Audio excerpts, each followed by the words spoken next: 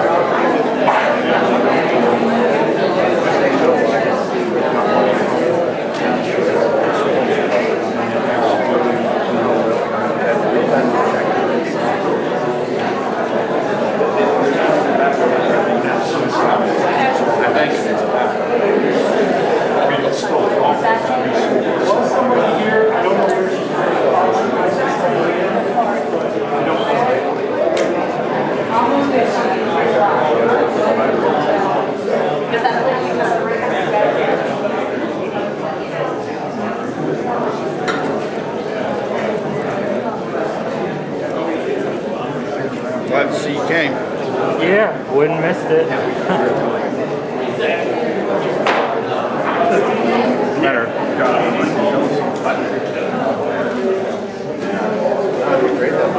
Good evening, folks. Welcome to the Upper Saucon Township Board of Supervisors regular meeting for Monday, May 8th, 2023. It's 6:40 p.m. We are in the Township Municipal Building, and the meeting is now called to order. Please rise for the pledge. Pledge allegiance to the flag of the United States of America, and to the republic for which it stands, one nation, under God, indivisible, with liberty and justice for all. By way of notification, all public sessions of the Upper Saucon Township Board of Supervisors are electronically recorded. The recordings are maintained as part of the record of the meeting until the minutes are transcribed and approved by the board. The next item on the agenda is public comment. And I know there's a lot of people here. We want to hear from everyone tonight. I'm just respectfully requesting that we limit our comments to 3 minutes. And to avoid any repetition, if you agree with a prior person and you just want to agree to that, you can come up, state your name, I'll get you on the record, and we'll move through the agenda much quicker. If you would like to defer your public comment to the presentation about Tumblebrook, we will have a Q&A, question and answer, after the presentation. If you would like to defer your public comment to the appointment of the library board of directors, I will accept public comment at each of those items. Okay, so Tom, you want to go inside and wish to speak now? We'll kind of go through the list. Mr. Chairman. First up to speak is Andrea Witchen, 1885 Dartford Road.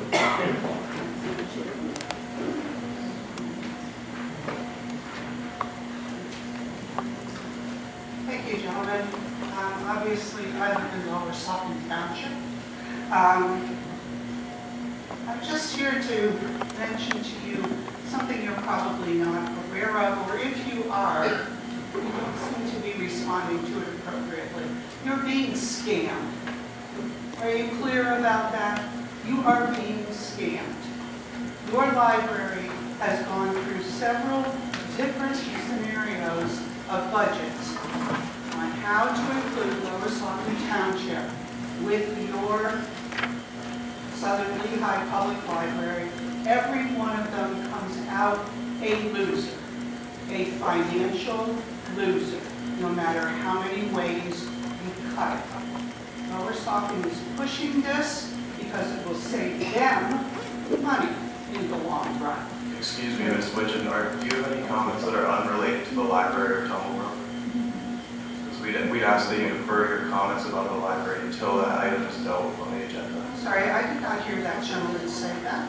I did respectfully request that we have that. Then excuse me, I will defer. Okay, thank you.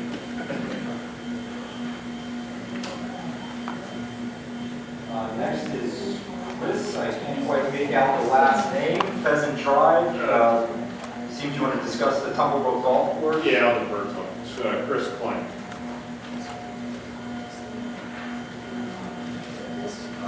Bruce, Eames, Chief Lane. You mentioned the library. You're going to defer until the library topic is up for discussion. Chris Page, Bluegrass Drive, didn't indicate whether he wanted to speak or not. I'll help that.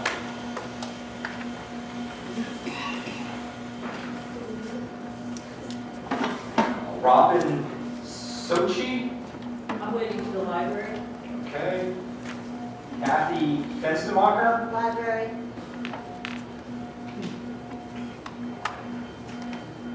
I can't quite make out the name, but the address is 4570 Calvert Place. CJ? Yeah, I'm going to go by John.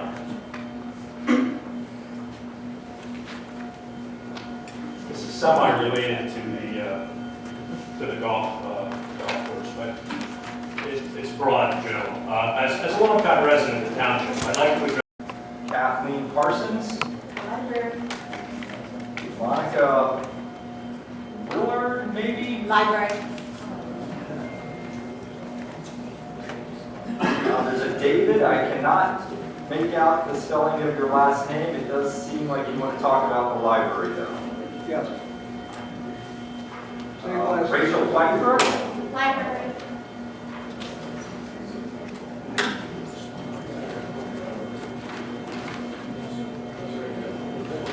John from 5996 Beverly Hills Road. and Schubert Library. Michael Sutherland, maybe, 6805 North Main Street. I'll pass her. Jamie Hecker, Colesville Road. You've listed as undecided whether or not you want to speak tonight. Library. Library, okay. Victoria Ossoff Cordero. Library. Kat Moyer. Library.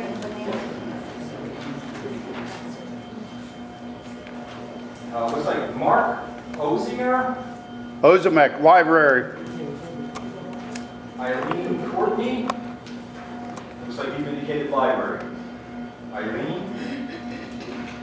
Diane. Can't make out the last name. Looks like Highland Drive. Bethlehem. Library. And Kathy Mitchell McGovern. Library. Library. That's it. Sharon. Thank you, Mr. Byer. We will have another public comment at the end of the meeting as well. If you haven't had an opportunity to speak at any of the opportunities, or you defer to the very end, you're welcome to do so as well. The next item on the agenda is a presentation by Josh Woodward of Tumblebrook Golf Campus LLC. The proposed golf campus consisting of a golf course, driving range, golf learning center, and other golf-related uses on approximately 161 acres at 7486 Passer Road, 3511 Jacoby Road, 3571 Jacoby Road, and 3584 Jacoby Road. As stated previously, after the presentation, we'll open up to Q&A for the people of Tumblebrook Golf Campus LLC. Josh? Thank you. Well, first, since there's so many people here, I thought it might be good to start with just going ahead and stating that we have no plans to build any warehouses or No condos, no housing development. And if we need to, we could all close our eyes if you want to sneak out, because that's what you were worried about. I think that would probably work okay. But if you want to stick around, I think you're in for a real treat for our presentation. So first, we should probably introduce ourselves. I'll start. My name is Josh Woodward. I work at Lehigh Country Club. I'm a greenskeeper. I also am the tour director for Philadelphia section of US Kids Golf. So I'm very passionate about junior golfers and providing opportunities for them to compete in things. And so that is my background. And my name is Ron Pritchard. I'm a golf architect. This has been my sole source of income for a little over 50 years. Primarily, I am known in the golf industry as an architect who is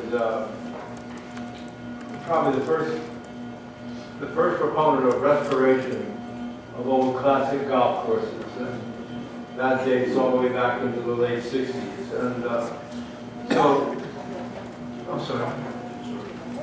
Yeah. So I was just reminded to keep it short. One knows me very well. Knows me very well. Anyway, so I'm involved as a golf architect on this project. My primary focus in all these years has been the restoration of Donald Ross golf courses. I do have one course that's on the PGA Tour every year where they play the Fed Express St. Jude Invitational in Germantown, Tennessee. So I'm happy to participate and glad to answer any of your questions. If it's appropriate, I'll stay around afterwards, and you can also talk to me. I'll be happy to stay for a while. And where you live? Yeah, I have two residences, but primarily my residence is at Lansdale. I own an old home that was built in 1760, and so I also have a residence in Texas. I try to keep that quiet, right? So thank you. My name is Vaughn Halyard. I'm Josh's partner in the Tumblebrook Golf Campus venture. My day job is I am a film producer and technology consultant in entertainment and media. We produce for ESPN and work for Disney. My application, when my son wanted Tiger Woods, I learned how to play golf and got involved with the restoration of a golf course, also a Donald Ross course. Tumblebrook is an old Donald Ross. Donald Ross is the equivalent of Franklin Wright for golf courses. I met Ron about 10, 11 years ago when we did our course, and I became enamored of the process. I currently sit on the Iowa Golf Association board. I'm on the Golf Magazine panel as a writer and a contributor as well, has produced short films for them. And Josh and I became acquainted when he was looking for some help with regard to trying to save Tumblebrook. He went to the town council and came to town and expressed his concern that Tumblebrook was closed. And we became acquainted and came up with a strategy, and Josh had met Ron, and I reiterated to Ron that this is something that we thought he should get involved with because this is an important piece of golf right here, and if we do it right, it'll be an outstanding resource for the township, and it will be the town's course. We hope to see a lot of families and kids and everybody playing golf until the sun goes down. Hi, my name is Jim Mazika. I'm with Barry Exton Associates. We're a multidisciplinary engineering firm headquartered in Allentown. And I have a lot of experience in Upper Saucon Township, worked on dozens of projects, and I'm honored to work with this team and help with the successful completion of this project. All right, so that is us, and our proposal that we presented was in response to the RFP, the request for proposals that the township had put out. We are very passionate about public golf. That was a great question that was asked early on.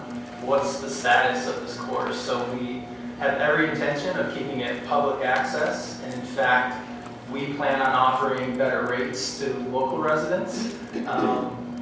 There have been models that have been set forth where if you build something excellent, exciting, and compelling enough, people will travel from all over the United States, if not further, to come see it and experience it. We believe that we're going to get to that point. So we want to drive exceptional public golf recreation, and not just recreation, but also education.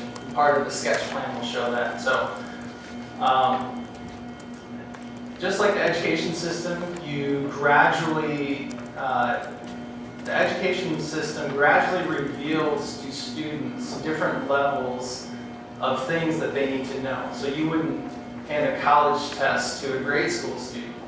And there are certain steps you would take and levels you need to pass to show your proficiency, and you move on. And we came up with a concept of the golf campus. And we want to use golf as a tool to reach the community, and part of that process would be you could start at what we have called a putting park. So let me go to the slide so I can adjust it and show everyone.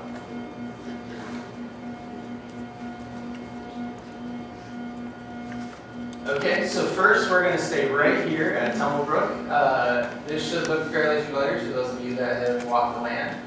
And the difference is we have overlaid Donald Ross's original drawings for each hole. It was never fully built out the way that Ross had designed it for a variety of reasons. And our intention is to build it the way he wanted it. So I don't know if we can quite call it a restoration because it doesn't really go back to where it was originally. It's almost a new build of the original plans that was never seen.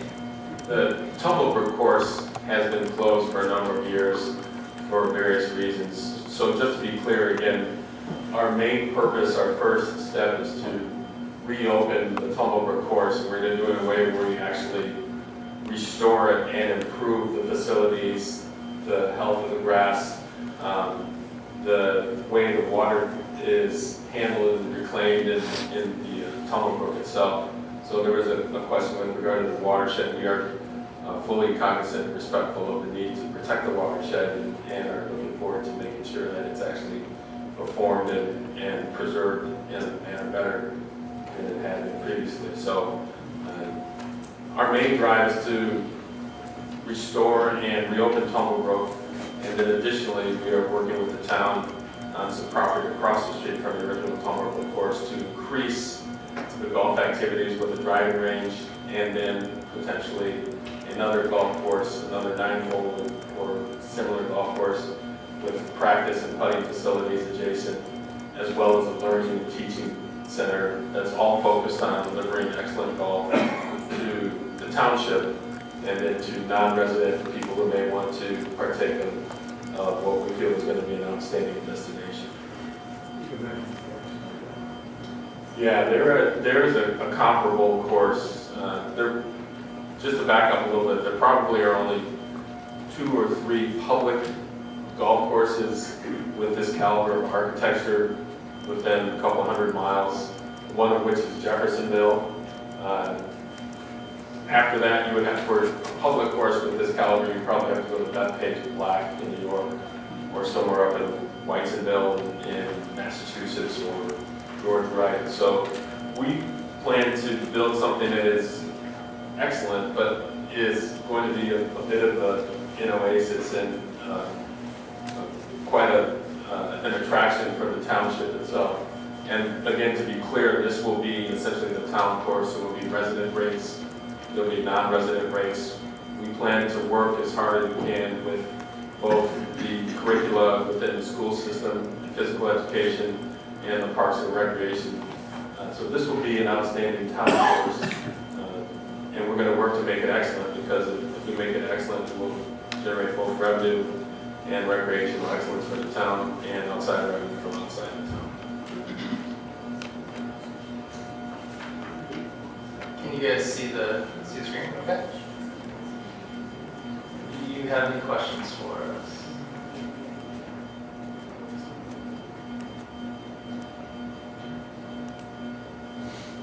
There's 2 new faces from the last time. Just maybe you can explain, what is the golf learning center? That's part of your proposal here. What is the golf learning center? Yes, that's great. Great question. So the Golf Learning Center, let's see if I can get a little closer.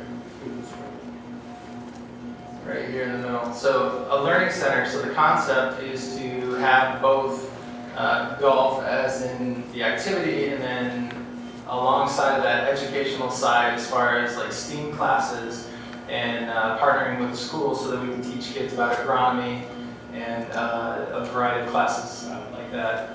Biology, that'd be another good example. Things like outdoor, nature focused. We feel like these things go hand in hand with the game itself. I just think it's so neat if kids can identify the different trees that are out there, or they understand that in the industry of golf, you don't just have to be a caddy. There's also a variety of greenskeeping opportunities you could have. So we do plan on having a caddy program. Caddying, I can't tell you how many professionals and others point back to when they caddy, because what you do is you interact with a wide variety of walk of life. You can find yourself with a lawyer, you can find yourself with a board member of the township, you can find yourself with a single dad. You're just challenged to interact with all sorts of walk of life, so it's a great opportunity for the kids. And then eventually we can set up a scholarship program so that 10 years from now we can have kids come back and saying, look, I would have been able to go to that college, I would have been able to get that degree if it weren't for that Tumblebrook Golf Campus. So those are some of the big picture dreams that we have, and so we set out to find a way to get to those dreams. And each aspect of the campus is part of that pathway for us. I'd like to address, there was a comment earlier during the evening that had some concerns with regard to the watershed in the valley. And I think that's a valid concern. We're very cognizant of that. That's a big part of our development. I'd like to have Jim Mazika give some words with regard to that. So. Yeah, we're all aware of the sensitive environmental features on this site. The brook, the stream, wetlands surrounding along the stream, some ponds, steep slopes, wooded areas. So it's a very unique but challenging site.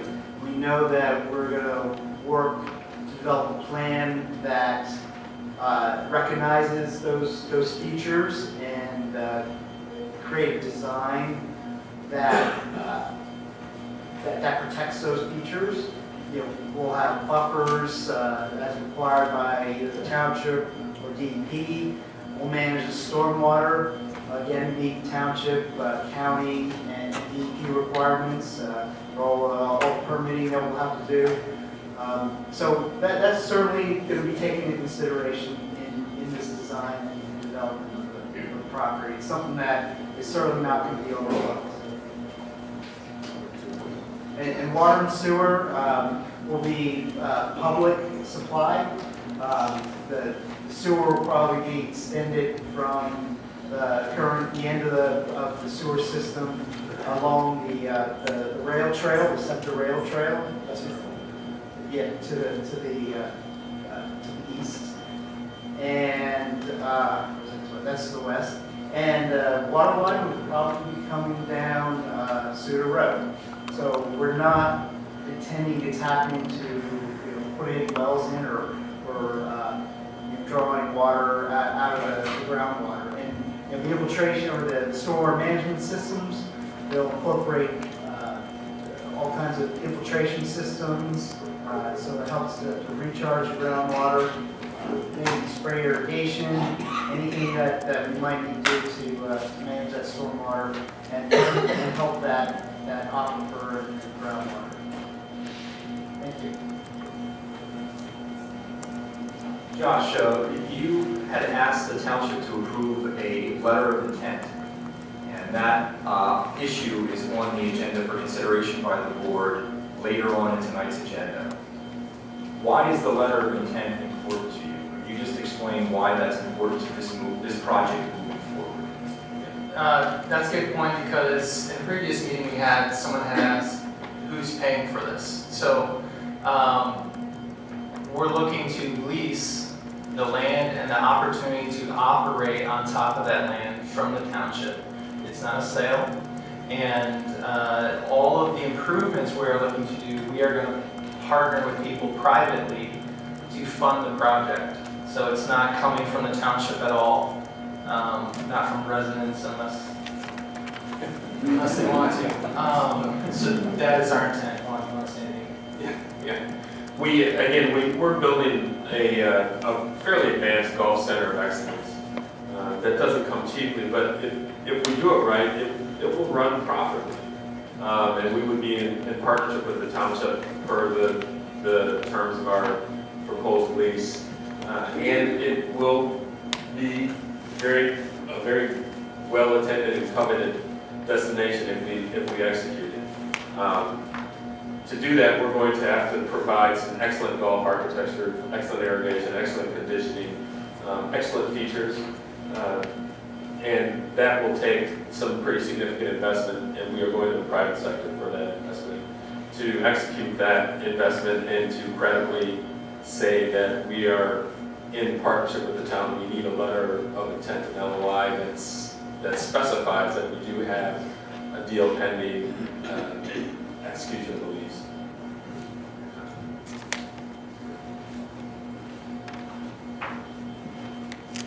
Questions? Members of the public wish to? I have a question. What are the terms of the lease? That's to be determined right now. We're going through the LOI, and that is the purpose of us working with the township at this juncture. Okay. Go ahead, please. Do you have any plans not to use totally turf grass, maybe mixing in natives or clover or something that's more ecologically friendly than straight grass?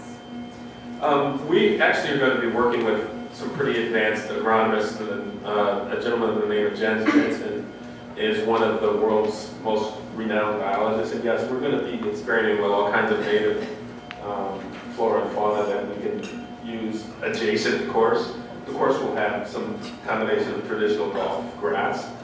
We will work very hard to incorporate very native fauna and flora. Would you also consider using more ecologically friendly ways of mowing said grass, say sheep or goats rather than mowers using diesel? I don't know if I would commit to that. Yeah.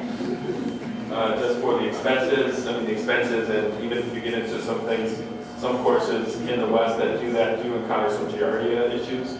So there are issues associated with that sort of philosophy. If you're not downstream from upstream from a waterfront, from a watershed, that's more easily achievable. In our case, I would probably say no, just because we are on top of the watershed. And well. Using all of that gas. I'm just being, I can't be more honest. Because we're on top of the watershed, I wouldn't commit to using native sheet to raise the grass, which is what they do in Scotland and What about electric? Yeah, I was gonna say, Gas powered. they have made some incredible advancements. Every year at the PGA show in January, they're upgrading everything, so that's definitely a possibility. I do have someone I'm close to who does solar power, Right. so that's another thing we're looking at too, sourcing everything through solar, so. You come into that because And until we understand the terms, it would be irresponsible for us to say we could your commit to it. costs using electric. Right. But at the last meeting, the solicitor had mentioned, in football terms, we're like on the 1 yard line, and we have like 99 to go. So some of the things we can't definitively answer yet, because we just haven't taken those steps yet. But these questions are really good to help us make notes and consider things, so thank you. And again, I do want to be respectful and clear. I'm pretty certain we wouldn't commit to using any sort of livestock for raising. I understand, but Yeah. electric vehicles at least rather than diesel. Absolutely, we are always looking, we're looking 100% looking at Over time's electrical. quieter for your neighbors. Yeah, sound Correct. We're absolutely interested in Gotta electric get a vehicles. push motor. Yeah. Exercise. Well, we are promoting walking for golf as well. On the right, and then you. You own Jacoby Host and it really stands out like a sore thumb. Is there any plans for The barn, this thing in the middle there that looks like a parallel there? the Tay property, There used to be the old Jacoby homes, I think where they originated. people still live there. People still live there, but I wondered if there was any consideration of purchasing that, kind of making it more contiguous. It looks like you're building everything around. I would welcome a contact if you could provide that. I suspect that Tom could know that. Yeah, that's a good question. I'm sorry, I should have asked for your names when you sent up, so if you just state My your name is name. Steve Kudowski. And you were Cat Moore. Cat Moyer, okay? My name's Carl Yeager. My question is if you guys have a projection or a target of the total number of visitors you hope to attract on a weekly or monthly basis to the facility.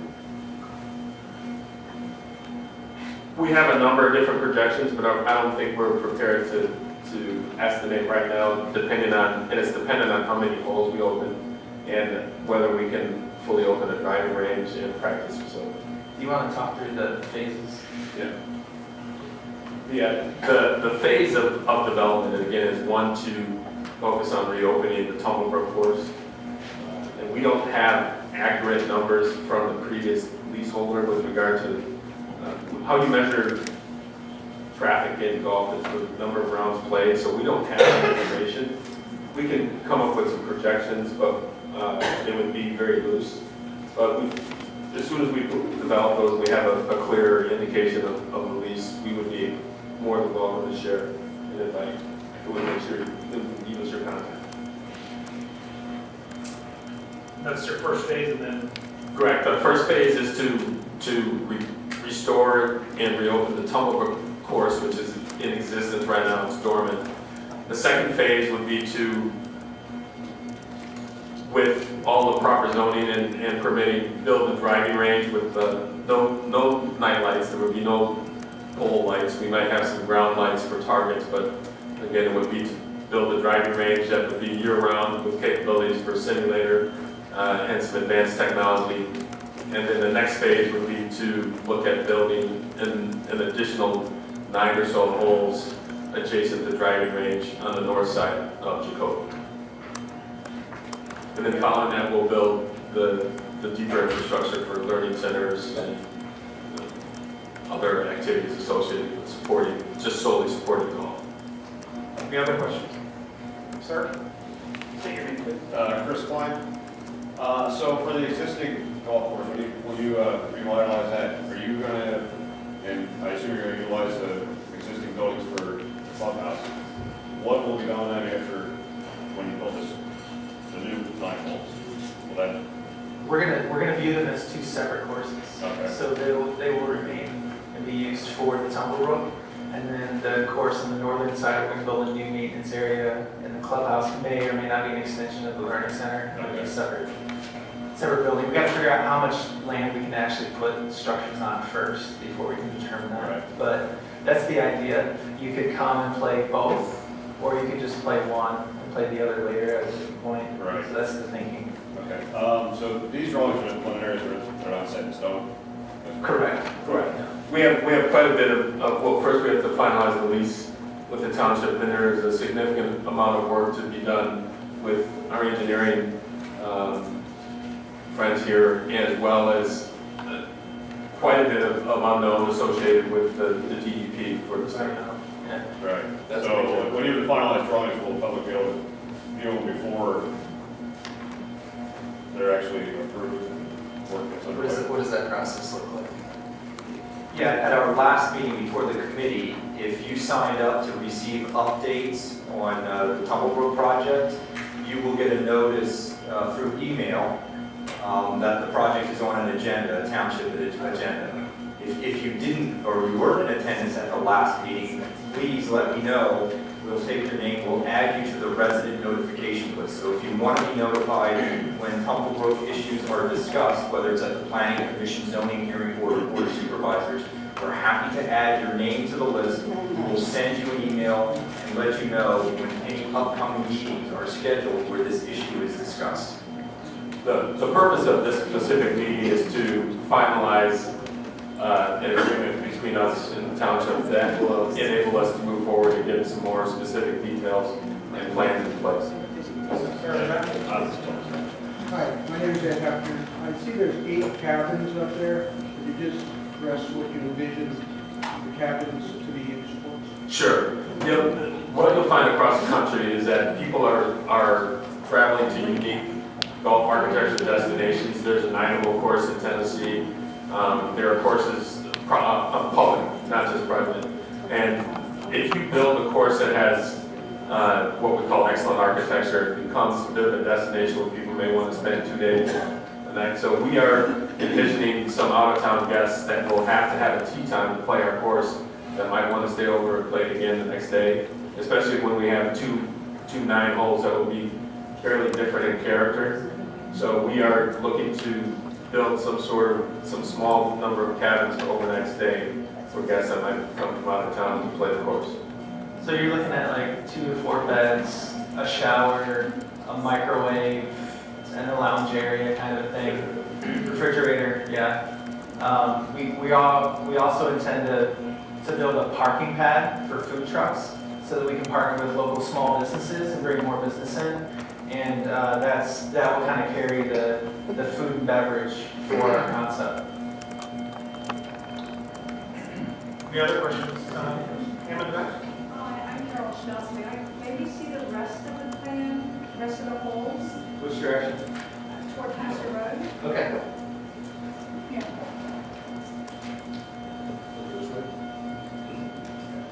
Here, I'll zoom out. And again, this is like the first sketch. These holes are just there for aesthetics. But they look pretty good. Was that high enough?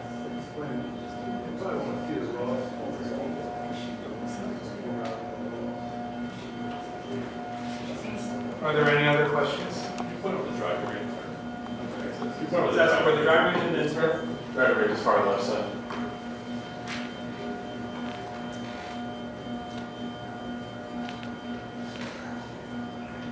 So you see the driving range on the far left side of the property, it's sort of an extended parallelogram. That's there for Lutron employees. Jokes. For the record. Any other questions for? Just one. You mentioned about the food trucks. Is there any thought of having like a cafe, a cafeteria, or a restaurant, which would then become a further revenue generator? Or Yeah, that's an excellent question. Our intent, again, phasing-wise, is to reopen the Tumblebrook side, which has a combination pro shop and grill. We'd like to get that up and running to support the operation. And then long-term, as we open the driving range, we are looking for a pad, a bar, and a grill that will work in support of the food trucks. We hope to have food trucks there every day, but the food trucks are in high demand, so we also looking to supplement that. We weren't looking to do a big restaurant. We're not necessarily trying to have people stay at the supper club, but if we stumble on a great chef and somebody that really knows how to make food, and people want to come and partake, we're not against it. We're not we wouldn't stand in front of it, but that's not necessarily the core of the plan. We're just trying to support the golf activities. Thank you. I would imagine that you guys will hang out for a little bit if people have questions afterwards. Thank you for your presentation. I know that you're coming up a little bit on the agenda, so thank you, gentlemen, for being here. Sorry, there's just one. Mr. Klein has another question. So once this is completed and becomes successful, I'm assuming it's going to raise the property value on our house around the golf. What impact will that have on our taxes? I know you're not asking us. No, that's more for the. Unless the county reassesses, it will have no impact on your taxes. So the county last reassessed maybe 6 or 7 years ago, and then prior to that, I think it was like 20 or 25 years. So it seems to be something they do maybe every 20 or 25 years. But the reassessment would have an impact on your taxes. I mean, typically, when you live next to a golf course, your property is worth more. That's what all the studies show. So that could be your, that increase in value could be realized through a reassessment of your property if the county does that. The township does not have the authority to do a countywide reassessment. Only the county can do that. So that's the only way it would have an impact on your taxes. Doris, did you have a question? Yeah, I don't remember the food trucks mentioned during the last meeting, so now I'm listening and it's plural.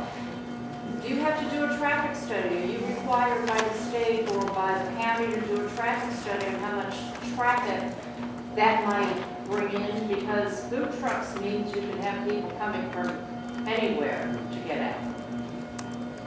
That's a good point, but we also hope to have really good food. So That doesn't mean anything when you suddenly got an extra 100 cars a day. I think that's what I'm saying. I'm saying is we are definitely doing the traffic study with the township, but again, these are the things that we need to determine once we have the lease. There are a number of things that we want to discuss because we do have some things that are going to be going on opposite sides of the street. So yes, to your point, we will be doing a traffic study. And yes, we do hope to have food that will want people to come in and buy our food. To follow up on Vaughn's point, the township will require a traffic study. That is part of our subdivision and land development review process. So a traffic study will be a requirement of the township. Well, thank you, gentlemen. Thank you for the presentation. Like I said, I assume you'll stay. And if there's other people who may come up to you quietly and ask for some questions, or we can have more at the end. Thank you for your time. Thank you, everyone. Thank you for the opportunity. The next items on the agenda are subdivisions and land developments. The first is the Pitt, Ohio terminal expansion, resolution number 2023-11. Is there a motion? Actually, we'll do a 5-minute recess here.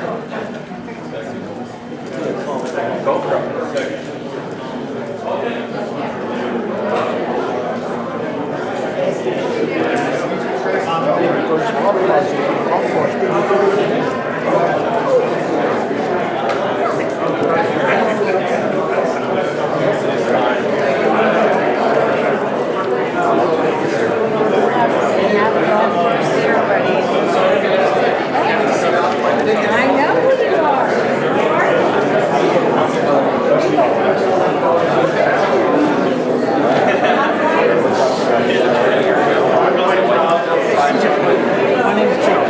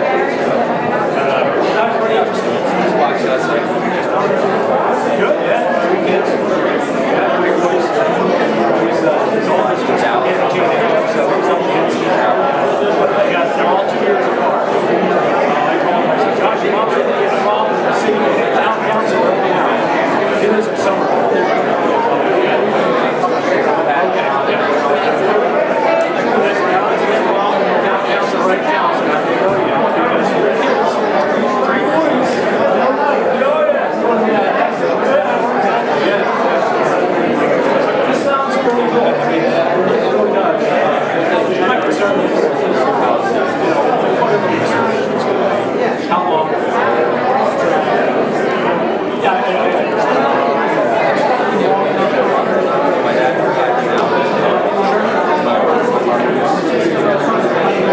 just want to make sure it's not 9 years. It all has to be, it's all, you gotta keep it in mind.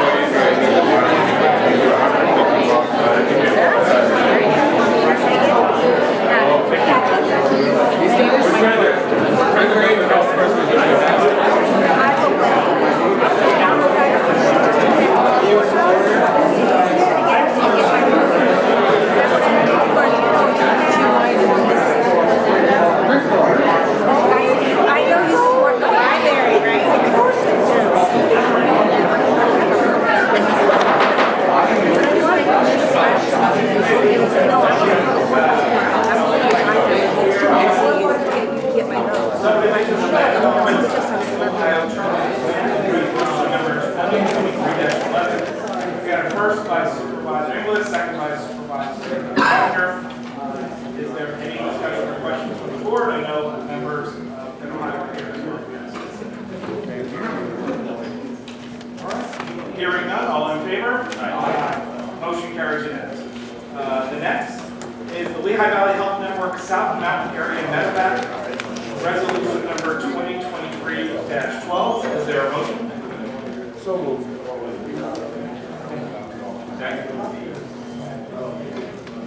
And any discussion or questions from the board? Hearing none, all in favor? Motion carries unanimously. The next is to approve some minutes for the regular meeting of March 13, 2023. Is there a motion to approve?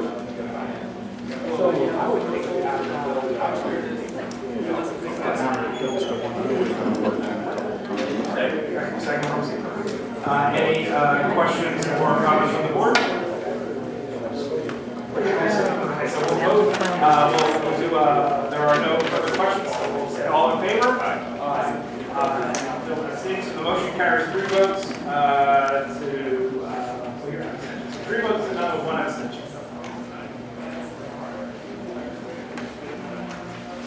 There are no ordinances, there are no resolutions, the next are some motions. The first is a letter of intent for Tumblebrook Golf Campus. I will read the motion. Consideration of a motion to approve the letter of intent between the Township and Tumblebrook Golf Campus, LLC, outlining the preliminary terms under which Tumblebrook Golf Campus, LLC will lease approximately 161 acres of township-owned land at Pasture Road and Kobe Road, and to authorize the Township Manager to execute the letter of intent on behalf of the Township. Is there a motion? So moved. Second. Any discussions or questions from the board? I'll just point out that this is completely non-binding. It's just a letter from the township, or it's a letter between the township and the representatives you just met, outlining the, solidified aspects of the lease that will be the guidelines for negotiations going forward, which will culminate in an actual official lease that will be signed by both parties. We'll point out that Attorney Ben Shepherd is here tonight on behalf of the Township Solicitor's Office. He worked on the letter of intent, so if there's any specific questions, he can answer your questions on the letter. No questions? So we have a first and second, so all in favor? Aye. Motion carries unanimously. The next is the lease agreement with the Rose Garden at Hopewell Park.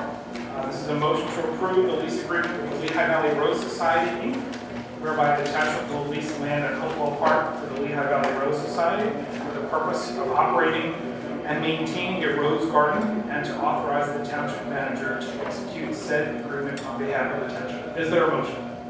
So moved. Second. Discussion or questions from the board? I just wanted to say that this has really come out really nice for my company. It's contributed about $80,000 in income services to get this where it is today. And I just think it's been a real jewel. Comments from the township staff? Just briefly, to summarize the terms of the lease, it's a 10-year lease. The annual payment is $1 per year. And the Rose Garden Society is responsible for the ongoing maintenance of the Rose Garden, so the township staff won't be responsible for maintaining the Rose Garden. And there also are insurance requirements, so the Rose Society will have to provide the township with certain insurance requirements that are spelled out in the lease. So the Rose Garden is obviously constructed already, so the lease is we're a couple months behind on the lease. We do have a lease before you. The lease was drafted by the Township Solicitor's Office. Any other questions or comments from the board? We've got a first and a second, so all in favor? Aye. Motion carries unanimously. The next is a release of funds at Old Saucon Phase 2, the security release request number 4. Is there a motion? So moved. Second. Discussion or questions from the board? Hearing none, all in favor? Aye. Motion carried unanimously. The next item is an appointment to the Library Board of Directors. The first is a motion to appoint Patrick Leonard to the Southern Lehigh Board of Directors for a 3-year term expiring on December 31st, 2025. Mr. Leonard is being appointed to fill the position most recently held by Candi Kruze, whose term expired on December 31st, 2022. We'll have a first and a second, and then we'll open it up for your public comment before we vote. I would ask you to respect or remember the 3-minute request. If you are in favor or seconding or agreeing with the person prior to you, to respect everyone's time and make sure we get to hear from everybody, you're welcome to say that. I do ask that you just come up to the podium and just state your name and address. So is there a motion? So moved. Second. Okay. Discussion on the board. Public comment, Tom? Nicholas? I don't know if it might be just easier to maybe go from left to right rather than me going through the list again. Because a lot of people are on the list that indicated they did not want to speak. So we'll start from left to right. So we'll start on the far left. Anyone wish to speak? Ma'am, would you please come up to the podium, state your name and address for the record.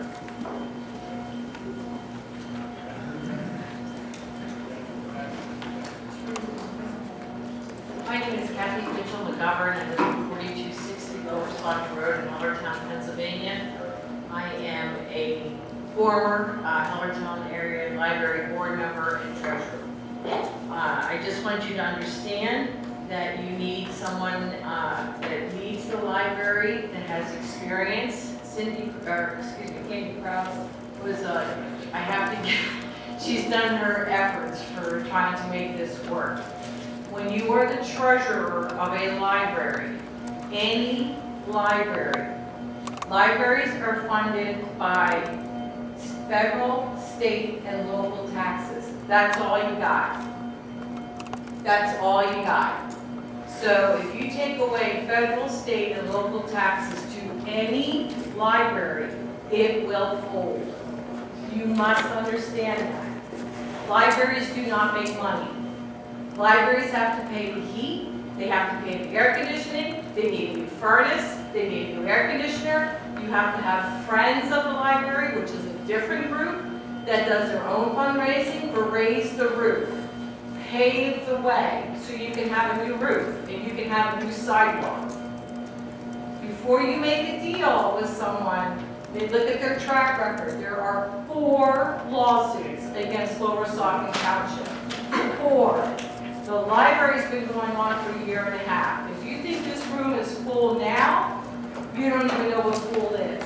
You really have to think about what you're doing. Everybody deserves a library. Hellertown residents deserve a library, Lower Saucon Township's residents deserve a library, and so does Southern Lehigh residents. Really think before you make a decision. Thank you very much. Thank you. Anyone else on the left side? Okay, so we'll go in the first couple rows. So anyone in the first or second row wants to speak?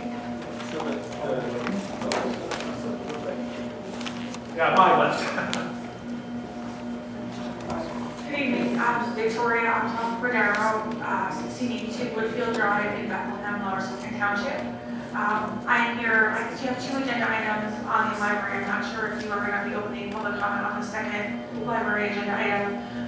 But as it's related to the appointment on your library board, I would respectfully say that I have attended a number of library board meetings just as a concerned citizen in Lower Saucon Township. And I have appreciated the amount of thoughtfulness that's gone into all of the board members that have sat on that board and have deliberated and thoughtfully considered all of the reasons and concerns. I will say in Lower Saucon Township, this is quite a very concerning matter. I'm not sure what information that has been shared with you. I can say that in my communications with all members of Lower Saucon Township, of Hellertown Borough, this is greatly troubling. With the possibility of Lower Saucon Township coming to Upper Saucon Township. Primarily, we have a Hellertown area library that sits in the center of our township. Half of our township sits by Upper Saucon Township, and the other side sits by Fredericksburg Borough. You can think about how far away that is, and South Bethlehem. There's also a park called Wassergast. Those areas are nowhere near your library. I can tell you that a lot of our residents also go throughout Hellertown for their daily business. The school district is right next to that library. The concern for the residents in Lower Saucon Township is that they would no longer have their community library, which they have called home. and they have made friends with not only their children, but their community members, both in Town and Lower Saucon. So I do respectfully just point out that it is a high level of concern for our residents, excuse me. And I hope that you consider thoughtfully with your appointments that that your Southern Lehigh Public Library remain the independent public library that it was intended to be. So I appreciate your time, and I look forward to commenting on the other library matter that's on your agenda. Thank you. Thank you.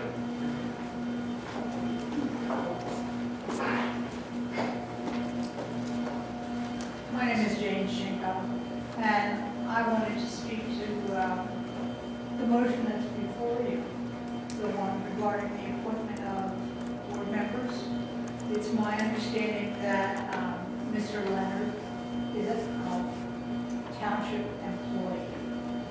And I would like to caution you guys at this point in time, I don't know whether you've considered it at all, but if you're appointing a township employee to the board, you run a risk that that entity, the public library, will become a public agency subject to the sunshine laws, subject to the open record laws, subject to the right to know requests, and you're opening a whole can of worms if you put a borough employee on that board. My second point about the next motion in front of you, about attempting to appoint a fifth member to the Public Library Board, is that state law says that libraries have 5 to 7 members. In this case, the public library already has 7 members.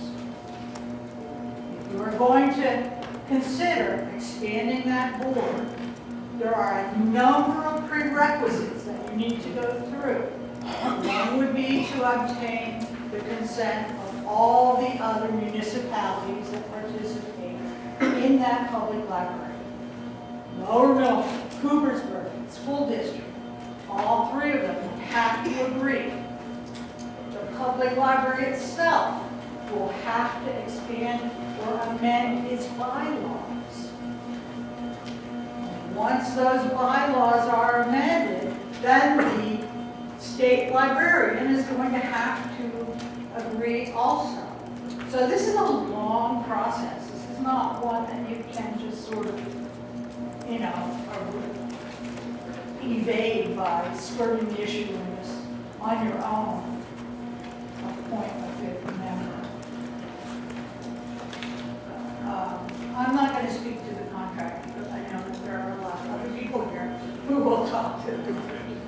Excuse me, ma'am, I'd just like to clarify that the Public Library Code provides for up to 9 members of the library board where multiple municipalities commit monetary contributions to the support of the library, and that's what happens here. The bylaws provide for up to 9 members as well.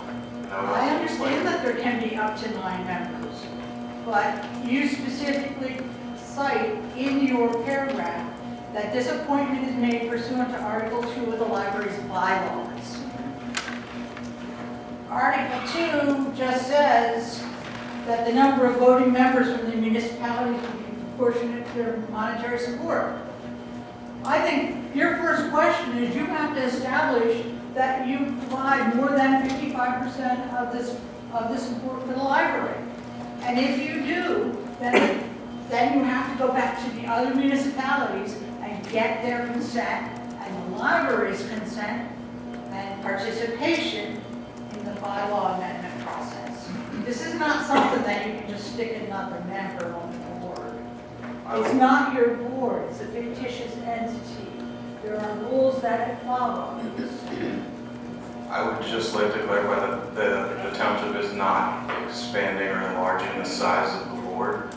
It's appointing a member, a representative to the board in accordance with the bylaws, which require that for a township or a municipality to be be able to appoint a member to the board, it must contribute at least 15% of the library's total municipal operating support.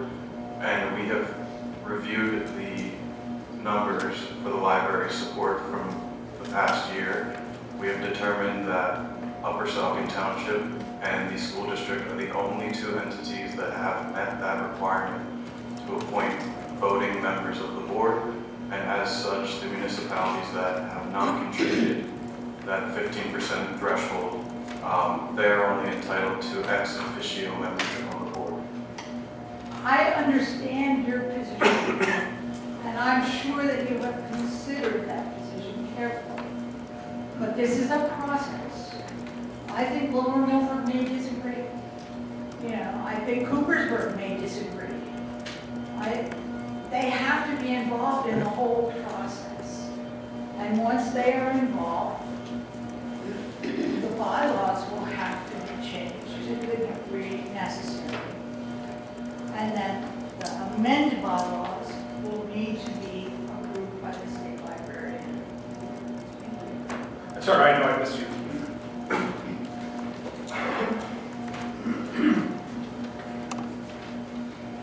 Hello. My name's Mark Ozimek, 2589 Reddington Road, Ellertown, Pennsylvania. And so you know, there was never any communication or plan to separate Ellertown Area Library from Lower Saucon Township to begin with. So you know that. And I would recommend that if you plan on changing people on the board, if I'm hearing all of this correct, that it would be wise for you to keep the girl on the board who's been doing all this work, who's been battling all this for the last 2 years. It's been going on for more than a year and a half. She's proven her experience, she's proven everything and every aspect of trying to deal with all of this. So you should try and leave her see it through. And me personally, some of you may not like this, but I think people should leave their greedy, grubby little hands out of Lower Saucon tax money and leave Hellertown be taken care of. This library already has 4 contributors. Hellertown has 1 right now, Hellertown. They've been screwed by our council. And as far as Ms. Mitchell's concerned, she's correct. Think about it. Do you want to be in a lawsuit? Because that's what our council's good for.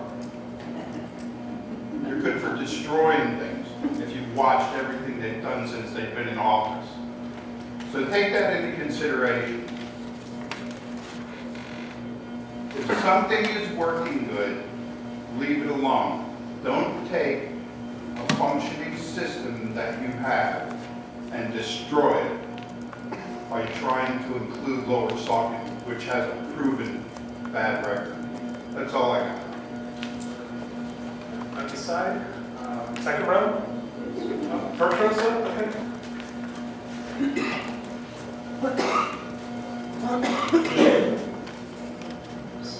My name's Laura Ray. I think you have all my info. Okay, I'm going to try to separate my comments here because I made one big thing, but I'll try to limit it to the appointment to the library board for both Patrick Leonard and Tom Beal. So I thought I understood too that Patrick Leonard was an Upper Saucon Township employee, and I guess that is true. And obviously, Mr. Beal is manager, so he's another employee. So I don't really know all the legal ramifications, but just from a layman's term looking at it, I think by placing these employees onto the board, they're already going to be like in a biased position to make decisions that are not necessarily in the best interest of the Southern Lehigh Library's future. And to me, it looks and seems very unethical. And if that's your goal, that's your goal. You'll be meeting it. I followed this issue since the beginning as well, and I've seen a number of presentations that the Southern Lehigh Public Library Board has made before yourselves, the school board, and you already have an intelligent and experienced board in place. They've spent a lot of time and effort and expense now in reviewing this all for the past 1.5+ years. And it's already a known fact that, by adding Lower Saucon into the mix, you're adding more expenses. So I'm sure that you've seen the budget that they prepared, which shows that, all the new expenses that would come in, the money just doesn't jive. There's going to be more expenses, so you're going to be coming up negative. So those are my comments for this part of it. I'll have more for the other proposal part. I'd just like to clarify for the record that there's nothing in the public library code nor the bylaws of the library that prevents a township employee from serving on the library board. That's true. It's just there's appearance, how it looks. Second row, ma'am? Is this the point at which to comment on the agreement that is going to be discussed? We are discussing, that's the next couple items. Okay, I will withhold until then. Aaron? Anyone else in the second row? Waiting until the next one. Okay, third row? Anybody on the left side? Okay, on the right side, first row? Are we allowed to comment on 2 different items? Sure. My name is Rachel Pfeiffer. I was on the board previously, but my term ended in December, so I would really like to come up here and speak on behalf of Candi, who's back there right now. Candi has been on the board from the time that I was on the board as a representative of Upper Saucon. And I have to say, knowing Candi as both a fellow board member and also on a personal basis, Candi has done a phenomenal job on this board. She has run numbers like you wouldn't believe. She has helped with the fundraisers like you wouldn't believe, and she puts in the legwork. And I don't know if you understand what goes into being a board member for our library, but it's a lot of fundraising, a lot of personal time and effort that you put in, making community connections. It's not just sitting there and voting on things like, oh, should we do the new air conditioner this year or next year? It's not that. It's a lot of personal commitment and time. And I think it's so unethical to put anyone from here on that board, because all you're going to do is drag it down. We're there putting our time and everything else into the library to make it the best it can possibly be. And that's what Candi did. You should have seen the children's art show that she put together. She works hard, and to not even personally let her know that she wasn't going to be given her position again, and then to unethically put 2 people from your township council on the board breaks my heart. Because we need people who are going to be there for all the fundraisers, read between the lines, everything else. That comes from your personal time. So I don't know if Mr. Biles is going to be able to do that, Mr. Leonard's going to be able to do that. But if you're not going to, please don't. Don't do that to our board. Don't do that to our library. It's not fair and it's not right. Because you know what? Candi would be there. She'd be putting in the hours. She'd be making the donations and the calls. She comes to the Friends meetings. She comes to library events. And I can't say the same for anyone else. So I really, really want you to think about that and take that to heart when you're thinking about what you're going to do to our library by doing this. Because it's not right.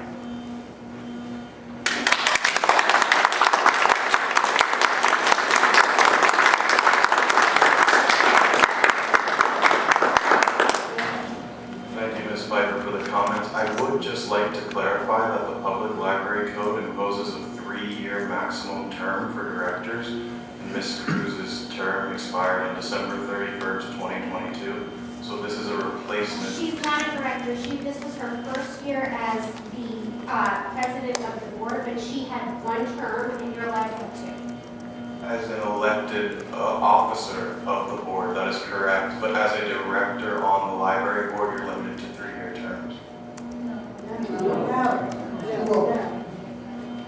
I believe you're referring to an officer also serves as president or treasurer or secretary? 2 3-year terms. Okay, well, I have the library code right here, and it says the Well, then read library it. director shall serve for a term of 3 years or until a successor is appointed. I understand what the bylaws say, that's what I was trying to tell you about the difference between a director and an elected official. You understand, it's 2 3-year terms. I'm sorry, not when I said elected official, I meant officer, elected by the board of directors. You're right, the bylaws do provide for that, but we're talking about the term of a board of the term of a director, which is mandated by the public library code as a maximum of 3 years. 2 3-year terms. I think you're drawing that from the bylaws. I'm on the second. I understand. Okay, anyone else in the first row?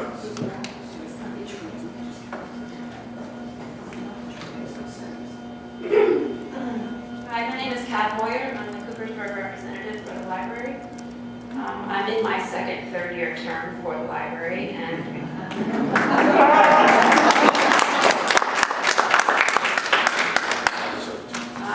I would also like to congratulate Candi on her very powerful and very informative and very helpful service to the library, and I wish with everything in my being that you guys would reappoint her. She knows what's going on, she knows how to help, she has the time to help, and she is an amazing person.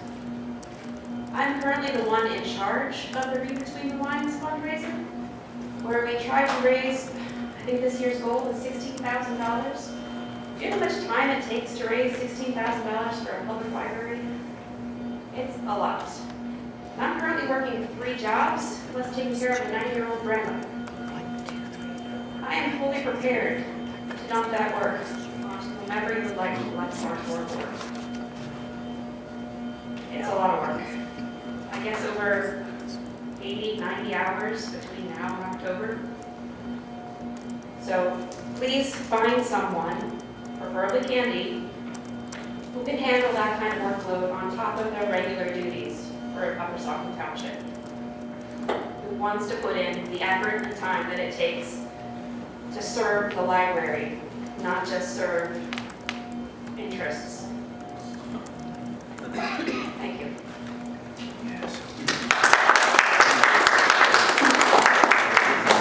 Anyone else on the right? Sir?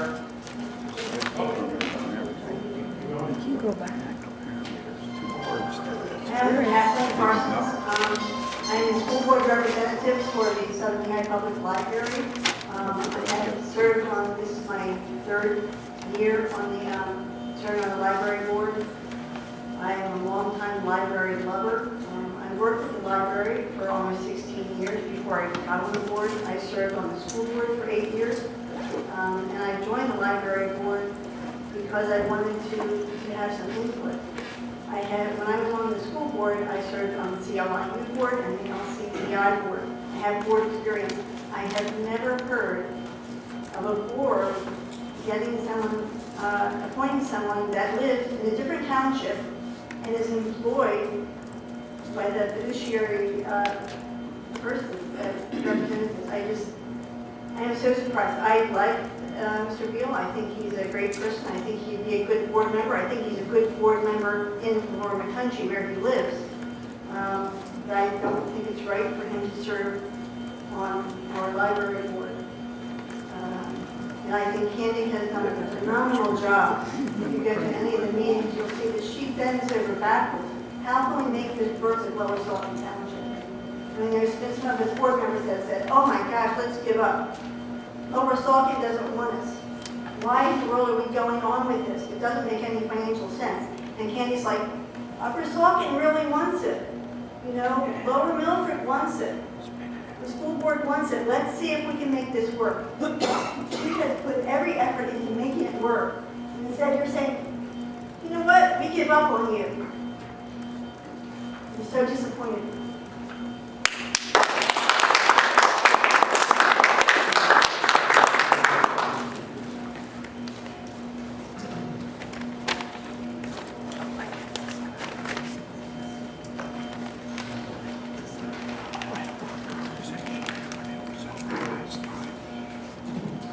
John Schubert, 43 years, an Upper Saucon taxpayer. I am in alignment with the comments you've heard so far about Candi Kruze.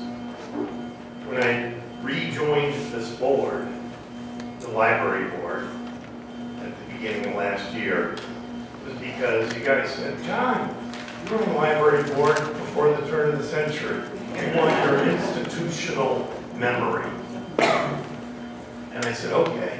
And you also said, we want more longevity on the board. Help us with the bylaws so that people aren't kicked off after 6 years. Well, that's underway too. You said that's what you wanted.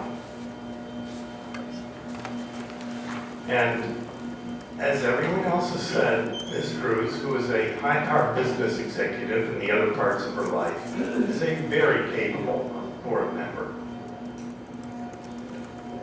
And I'm going to urge you, table these appointments. These appointments do not make you look good.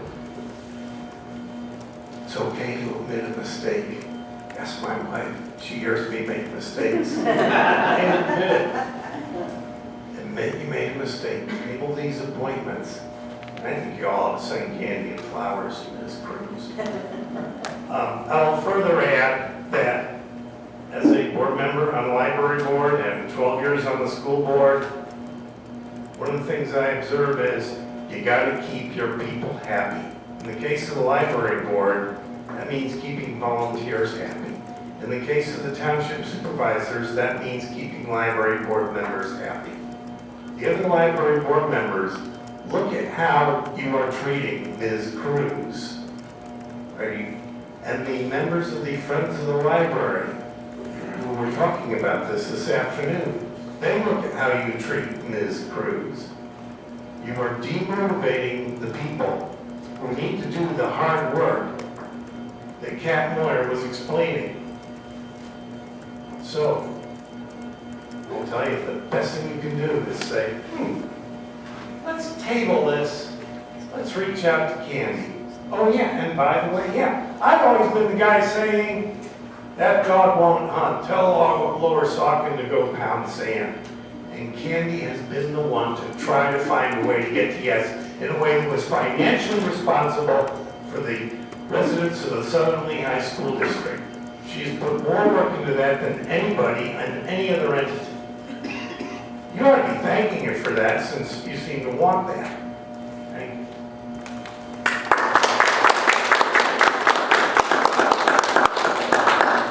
Again, I just need to clarify that the bylaws do not allow for 2 consecutive 3-year terms. I think you're misinterpreting the bylaws, which allow for an officer, i.e. the president, treasurer, secretary, positions of that nature, who are elected by the board, may serve 2 consecutive 3-year terms. Okay, but it's worked for 60 years that all of the board have done usually 2 consecutive 3-year terms. Rocco, I was on that board for 7.5 years previously, so I really don't understand what you're telling us. I understand because from what I've been told, the bylaws are not followed to the T, which is something the township would like to see changed.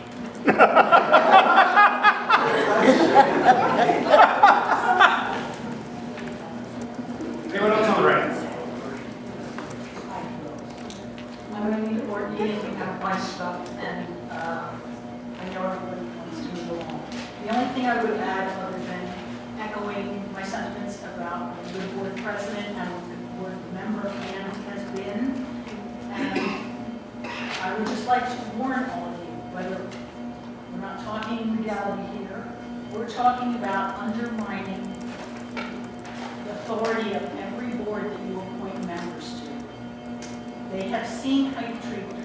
They have seen this debacle of putting 2 employees, or attempting to put 2 employees, or even talking about putting 2 employees on a board. And I'm afraid that there will be unintended consequences to this. Someone earlier mentioned legal consequences, but you are also repressing civic engagement by doing this. That you all better think about, unless that's your point. Thank you.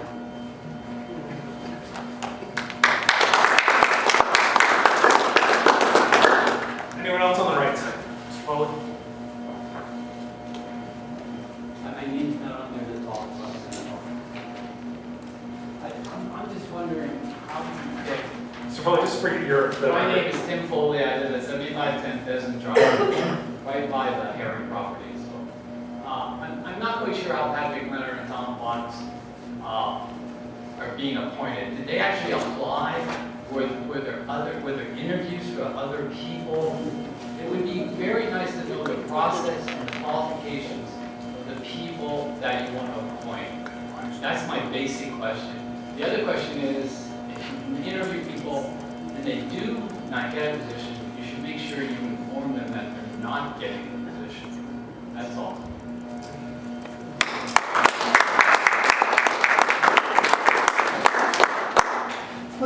Any other questions on the right? Do you have an answer to my question? Yeah, I'm interested in the answer, please. So we did have a selection committee for candidates. Mr. Leonard did apply. We actually interviewed multiple candidates. Mr. Leonard was a former board member, is very active in our community, and would make a fine addition to the library board.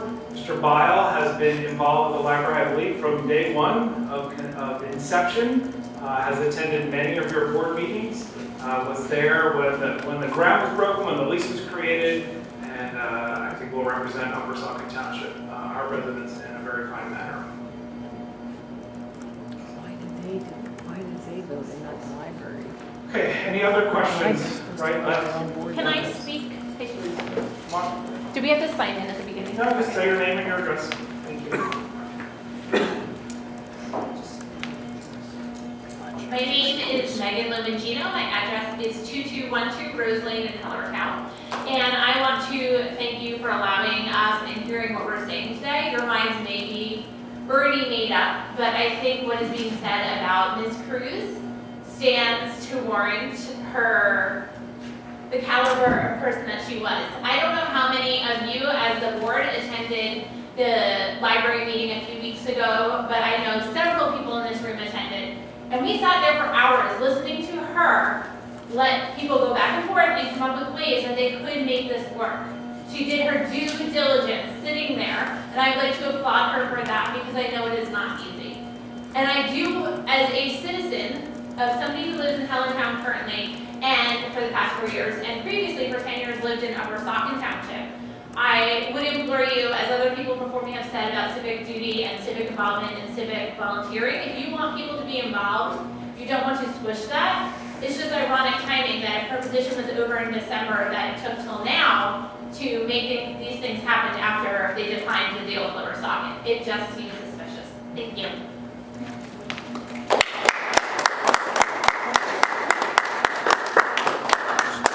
I think I can explain the fact for the delay is that the board had to go through this public process of interviewing potential candidates and selecting one. And to address the comment about notifying candidates that they weren't selected for this position, that would be a violation of the Sunshine Law, as the board would have had to have decided who they were going to appoint, and then make that appointment at a public meeting. So the most appropriate way to let somebody know they weren't appointed is to allow them to attend a meeting and watch the successful appointments be authorized by the board. And did you want to?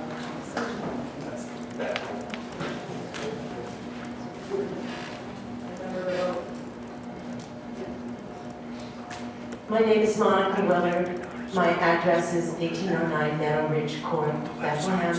I live in Lower Saucon. And I just want to say that this is a lose-lose proposition. I think of town governments being here to support the constituents.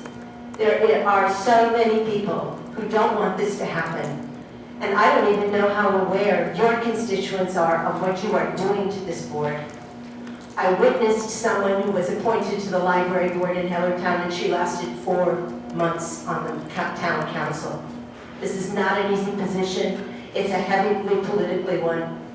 And it just isn't right. It specifically isn't right using COVID money that was designed to help build communities, to be here telling you you are dividing Lower Saucon, to tell you that you are dividing Upper Saucon, and your people haven't even seen what will happen to your library if you let this go through. I urge you to not only table this discussion and to table this motion to put people on the boards, particularly employees, but also to consider gender equity. You are putting out a young woman and appointing 2 men.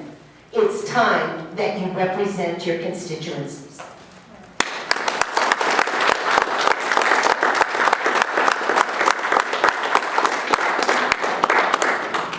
All right, is there any further public comment? Either side of the room? We have a first and a second, I believe. Lost track. There was a first and a second? We must have. Let's get my notes here. Yeah. We have a motion by Mr. Wagner and a second by Mr. Ingles.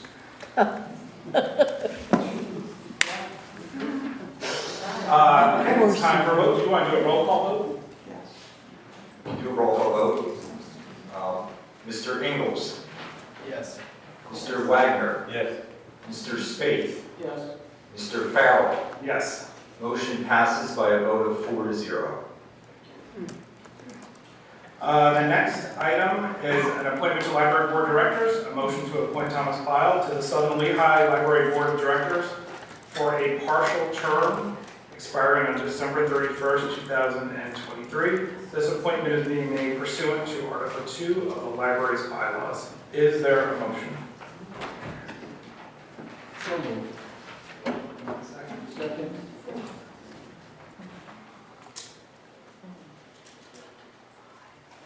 And any discussion from the board before we open it up to the public? And is there any public comment on the appointment, further public comment on the appointment of Mr. Pyle to the Southern Lehigh Board of Directors from the left or right? Ms. Parsons? I just have a quick question. Does Mr. Leonard report to Mr. Pyle? Is that how it works? He's your employee? Mr. Leonard is a department head who reports to me, yes, as an employee of Upper Saucon Township. I do think that is a conflict of interest to have, how can he make his independent decisions? I think Mr. Leonard is a wonderful man. I've worked with him before.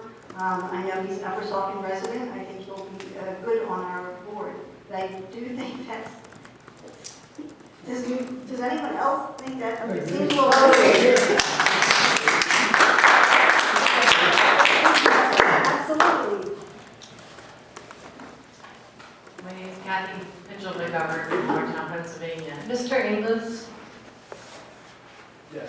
are you related to Mr. Ingles on Lower Saucon Township Council? He's my brother. He's your brother. Is there ever been before the Upper Saucon Township Council, did they ever appoint library board members in the past? The Board of Supervisors appoints library board members. The Upper Saucon board members, they appoint, that's how it works? Upper Saucon Township appoints the Upper Saucon Township Library Director, Coopersburg appoints theirs, and the school district appoints theirs themselves. And then who appoints to the Southern Lehigh? The school district. Correct. And who made the decision to increase the number of people on this board? And why was that decision made? The board is, the number of directors on the board is not increasing. There's a replacement of a candidate whose term expired in accordance with the public library code. I understand that, but There's all, right, and there's also, this appointment is being made in accordance with the library bylaws, which states, I'll quote it for you. Please.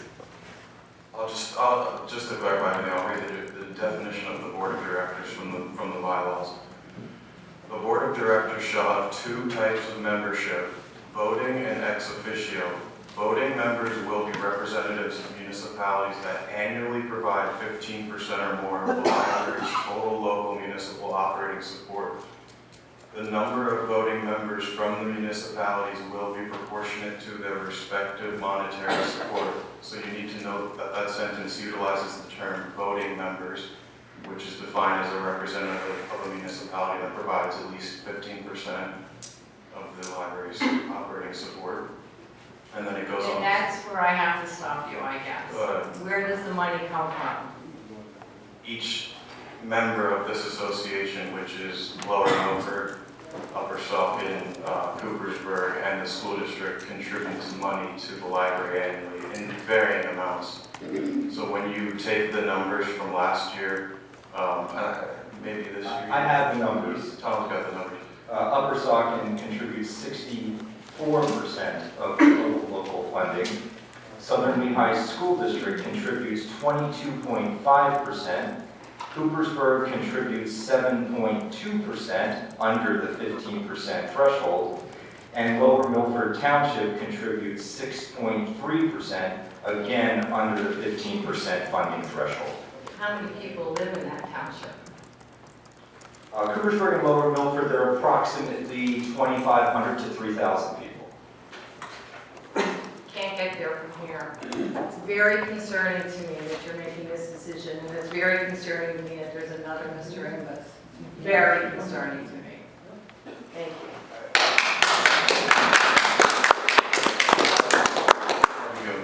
I would just like to clarify also that the public library code has a requirement that for the library to receive certain types of state aid, it must be governed in accordance with a certain regulation a regulation that was promulgated under the library. And when you go to that regulation that is cited there, it states that local libraries shall be governed by, sorry, I don't have the exact language in front of me, but it states that the municipalities that contribute to the municipal operating support of the library are entitled to appoint voting members on the board. And it further goes on to define a qualifying municipality in the same manner that the bylaws do, in the sense that the municipality must contribute at least 15% to be a voting member. So in order to receive certain types of state aid in the library code, the board members have to be appointed in accordance with that 15% threshold, and that is the reason why the bylaws mirror that language.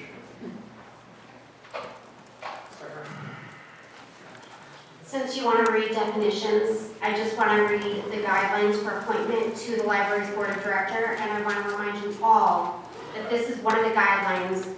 The primary responsibility of the board of directors is to carry out the vision and mission of the library and to ensure its benefit to the community, and maintaining that responsibility for the public tax money used to support it. And that means fiscal responsibility. So I really want to make sure that the newly elected members keep that in mind while they're making their decisions and while they're looking over the numbers which have been presented at all the public meetings recently.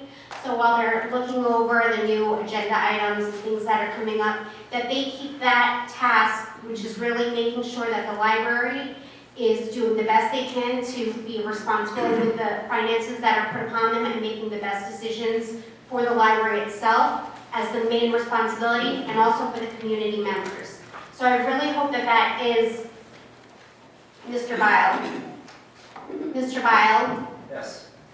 Your main goal, to make sure that the library does the best they can with the finances that we're given, and that the community residents are being taken care of. Upper Saucon residents, Coopersburg and Lower Milford residents are taken care of first by the library, and not any other agenda.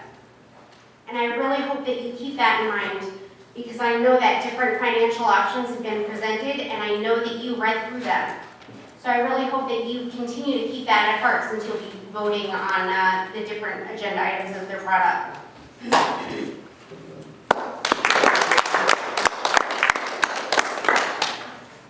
Any additional comment on Mr. Captain? Hello again. Kat Moyer again from Coopersburg. May I ask if it's supposed to be a 3-year term for our board members, why Tom is only being appointed until December? The bylaws are not entirely clear. We have been working on trying to fix that, but Well, that wasn't one of the fixes that you were proposing, though. we could work on that, but we would need to work on We'll need to work on it. fixing your bylaws. However, the bylaws to me seem to indicate that as Upper Saucon makes a new appointment to fill the slot that Coopersburg or Lower Milford held, that appointment should be the same term and terminate at the same time. So the school district will have an opportunity to fill the other appointment. You have two appointments that don't meet the 15% funding threshold. They can't. There's two appointments that can't. Financially way that they can. That's not the issue. The issue is following your bylaws. You're not currently So following is the your bylaws. plan to reappoint yourself after December? I don't reappoint myself. Well, These gentlemen are responsible for appointing whoever they want to this position. We need someone on the board who can commit to 3 years. Can you commit to 3 years? I don't know. I don't know what's going to happen over the next year or so. I mean, I'm going to be honest with you. Who does know? Can you commit to the workload of the library on top of your current position? I've served the residents of Upper Saucon for 23 years. I've served them to the best of my ability. I will serve the residents of Upper Saucon and the Southern Lehigh School District again to the best of my ability. That's all I can promise you. That should be enough, I hope. It's a lot of work, man. Raffle baskets? Raffle baskets, ooh, yeah. Lots of raffle baskets. Yeah, I mean 40. 52, we have 52. Is there any further public comment about the appointment of Mr. Watt?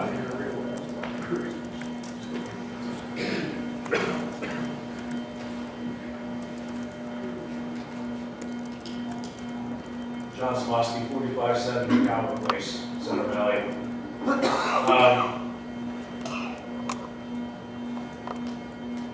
I love this township, I really do. And I think you guys have done a pretty good job. You know, I see a lot of townships and municipalities in trouble. And I think you guys are making a mistake. There's a stain on this proceeding. You guys need to think about this. I've always felt that the township was run really well, but I think you're trying to hit button weight. I think you need to reconsider all this. Don't forget, you're all elected. So if you like being on this board, you might want to think about that. Because you are termed with it, not termed with it, but you have to face the people. And from what I'm hearing in this room, nobody's backing it. Nobody.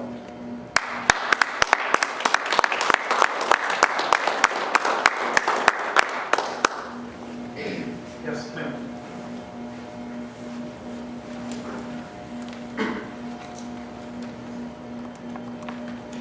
Did I restate everything with this one? Monica Willard. I'm in recording. Okay, Monica Willard, 1809 Meadow Ridge Court, Bethlehem, Pennsylvania. I am so saddened that in this day and age, that you are sitting here reappointing yourselves to another position within the township. Just like his brother. It doesn't make sense. It doesn't build communities. You have a winning community, one that people are proud of. You need to bring new leaders in, and you absolutely must bring in more women. It is not fair, particularly to the library board, which caters so much to children. This is a lose-lose proposition, and you must reconsider these names. You're white men. We need better representation for our communities.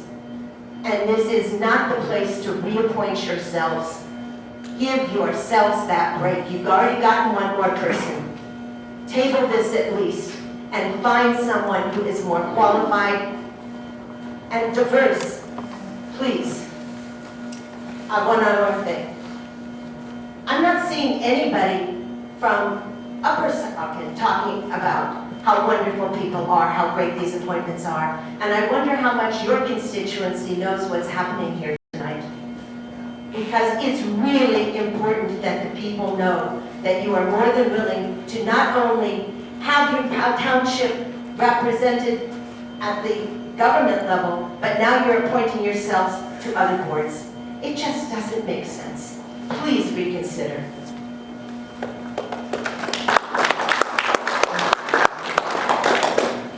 I would like to make sure that we've heard from everyone. Is there any further public comment? Go ahead, sir.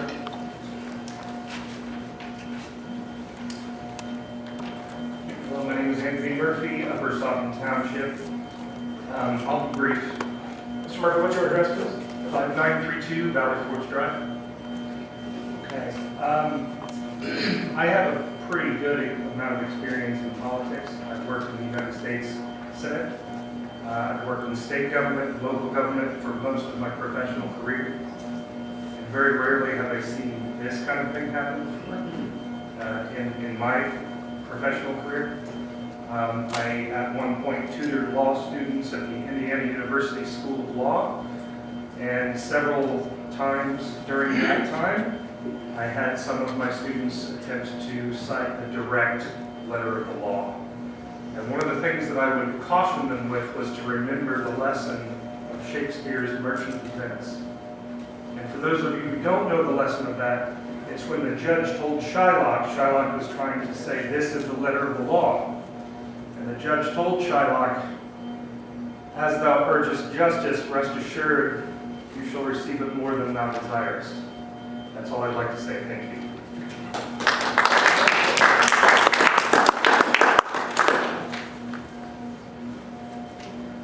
Okay, I'm not seeing anyone else raise their hand or motion towards the podium, so we will close the public comment. Mr. Bob, please, we'll do another roll call.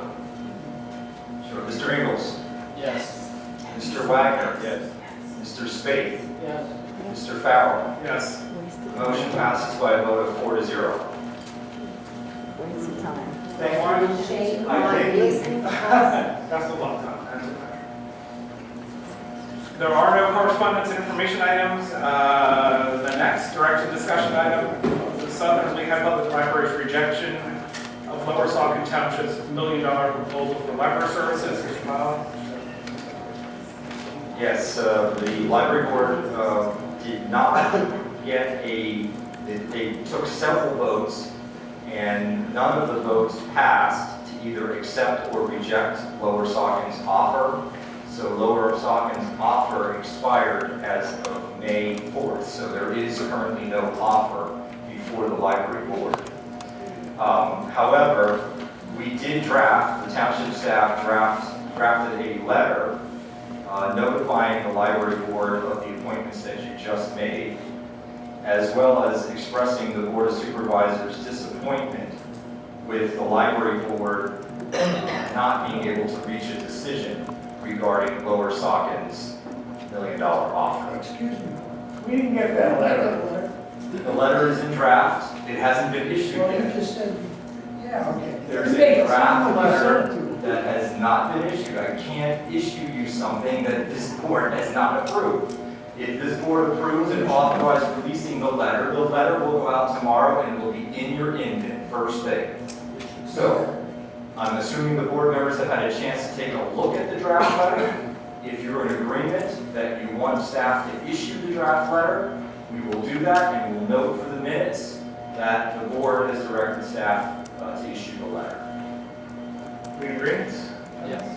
Yeah. You may issue the letter. All right, we will note for the record that it was a consensus of the board that the draft letter to the Southern Lehigh Library Board will be issued.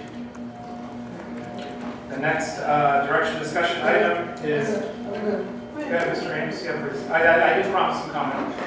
Fortunately, we've already voted to authorize the letter, but I'm happy to take additional comment.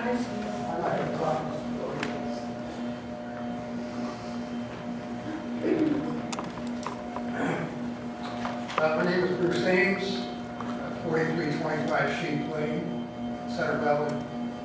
And just for your information, I'm on my second 3-year term on the library board. And for the last 2.5 years, prior to the first of the year, I was the board president. So I've lived through all this grief with Lower Saucon Township and had several meetings on that. I want to point out a couple of things. I'm going to point it out both as a taxpayer here in the township and retired businessman. And I want to talk about a couple of numbers. When we put together a proposed budget at the beginning of this year, without Lower Saucon, we were still going to end up at almost $26,000 in arrears. So we were going to have read between the lines and some other stuff to make up the money. Lower Saucon's proposal to us for this $250,000, whatever, their $1 million plan, or whatever it is, I still haven't figured it out. If we do that, by the end of the year, we will be at 61, almost $62,000 in arrears. So keep that in mind, and the taxpayers of the township need to understand that we're probably going to have to come and ask for some more money or some more funds or something. So if you're trying to do a money grab for this Lower Saucon Township thing, it's going to blow up in your face. The other thing I think you should be aware of is Upper Saucon Township's contribution to the library is currently at almost $12 per capita, $11.97. Cooper's Brewers, who's apparently not going to do the vote anymore, is at $9.58. A little bit of discrepancy there. Lower Milford Townships is at $5.26. And if the Lower Saucon proposal goes through as they propose, they're going to be contributing $8.59 per capita. Now, again, if you all and the taxpayers of the township, I'm not really happy about you're going to vote to bring another entity in here, and they're going to pay a little over $3 a head less than what you all are contributing now. Does that make it, you're all, I think most of you are all businessmen. Mr. Andrew, you know that we are not able to vote on the No, I just library want proposal, you, it's the library board of some point directors. you may get there. And all business people, and it doesn't make sense whether you're building your golf course or whether you're buying a truck or a fire truck or whatever. It doesn't make sense that you're going to pay $1 million for a fire truck and Lower Saucon is going to pay $750. It doesn't make any sense. And the only time you can look yourself in the mirror and say, wow, that's a good deal.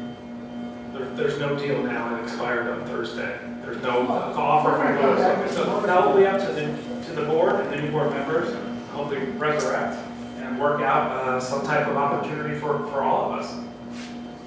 Yeah, well, good luck with that. Okay. Public comment? Okay. Hello, Pat Boyer again from Coopersburg.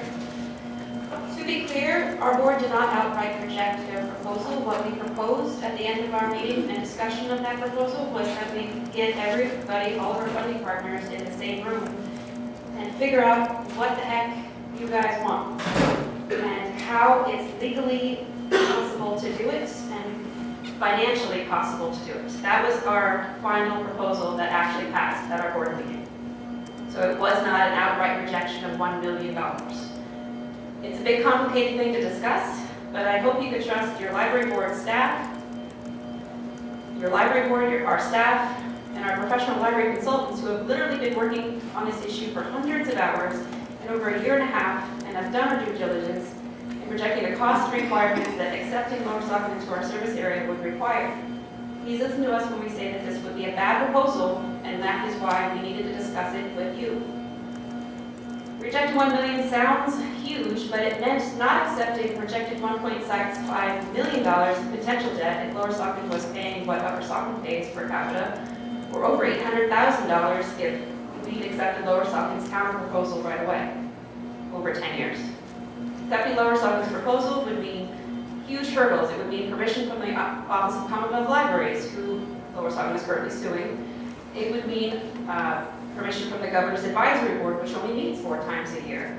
It would mean permission from all of our funding partners, plus our library cooperative, the High Carbon Library Cooperative. And it would mean the complete possibility that we be responsible for defunding not 1, but 2 public libraries over the course of 10 years. When Lower Saucon Township left Bethel Public Library in 2013, they asked Suddenly High in 2009, because it took them 5 years to do that process. If Suddenly High could take on Lower Saucon's Township into their service area. And Southern Lehigh had said, no, it's not possible under state guidelines. Please ask Hellertown Public Library. And so after, let's see, it was 5 years, a task force, which made a 45-page report to their council, 2 years of public comments with over 250 residents input, and Lower Saucon still ended up paying Hellertown Library $175,000 per year. But they're only offering us $75,000 or $100,000 if you spread that $250K over the 10 years. So I ask, why do we need to rush into this decision? Where's the compassion for the Lower Saucon residents who want to stay with Hellertown Library? There were only 94 Lower Saucon residents who were using Southern Lehigh Library through the Access PA program, which is no longer accessible to them, using our library. So why are we rushing into all of this work? We've done hundreds of hours worth of work on this. It's not just us saying, no thanks to $1 million. That would be ridiculous. It has been just, it's not like we're not trying to do our due diligence. It's not like we're outright rejecting a proposal. We're trying to find ways to either make it work with Hellertown Library or with Lower Saucon Township. That is why we ended our last discussion on this proposal at our meeting with not an outright rejection, which granted I did propose and I was voted down, but with another proposal that we create a summit or workforce amongst all of our funding partners to try to find a solution to this problem. That is what we ended up with at the end of our meeting, not an outright rejection of Lower Saucon Township's proposal. Does anyone have any questions? I do have a printout of all of the projected numbers if anyone would like a copy. It has all of the different types of drafts, like how much per capita each resident pays, a comparison of the two proposals between ours and theirs. It has our current projected services, and it has what would Lower Saucon be paying if they paid the same per capita rate as Upper Saucon. If you would like to see these. I would happy to have a copy of it. You get some. You got a copy number of those?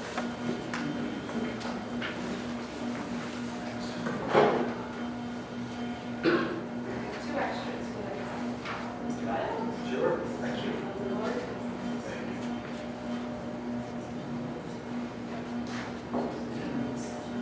So as you can see from that paper, if we were accepting money from Lower Saucon at the same rate that we were accepting Upper Saucon Township money, we would still be in debt over 2 years at the tune of $1.65 million.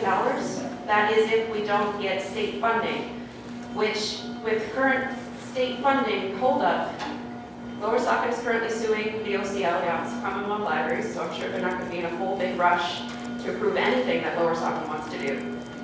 It also is a long process. It takes a proposal for what's called a plan for state aid that every public library files in October, and then you don't get permission until the beginning of the next year.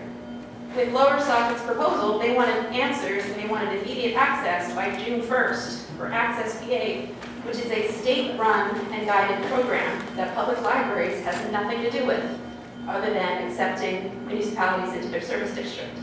So what Lower Saucon was proposing with their May 4th deadline and then a June 1st deadline is complete pulling numbers out of the air. There was no basis in reality for the proposal that they gave us, especially for the June 1st deadline of having full home library services for their residents. Even if we were able to magically grant them Access PA, which we are not, let's be clear, we do not have control over that program. We would still need permission from our other arrangement with the Lehigh Carbon Library Cooperative, which is a group of 12 libraries working together. And part of that agreement says that we are not allowed to work with unserved areas. So we would still need to wait until 2024, even if we were to take Lower Saucon into our district, in order to grant Lower Saucon's proposal. So you can see that there was much to discuss that could not possibly be covered in one board meeting to accept or reject the proposal that Lower Saucon sent us. That is why we wanted to, and Candi was working on it before you let her go, to create a summit, a meeting of all of our funding partners to discuss this problem and figure out how we can legally and financially pull it off, or if we even wanted to pull it off. I'm fairly certain, I can tell you, that Coopersburg has zero interest in joining up with Lower Saucon. They have told me that. So, send your letter to us, but please think ahead into the future, and you're looking at a $1.65 million loss. That's if we don't get state funding, which is entirely possible that we wouldn't for maybe 3-4 years. Okay? If anyone has any questions, I'm available to answer. I have a binder full of information. We've been working on it for a year and a half. It's not like we're flippantly ignoring $1 million. Of course we're not. It's $1 million. It's a lot of money. But it's also a lot of debt heading our way if we accept Lower Saucon Township into our service area. Any questions? Thank you. Thank you.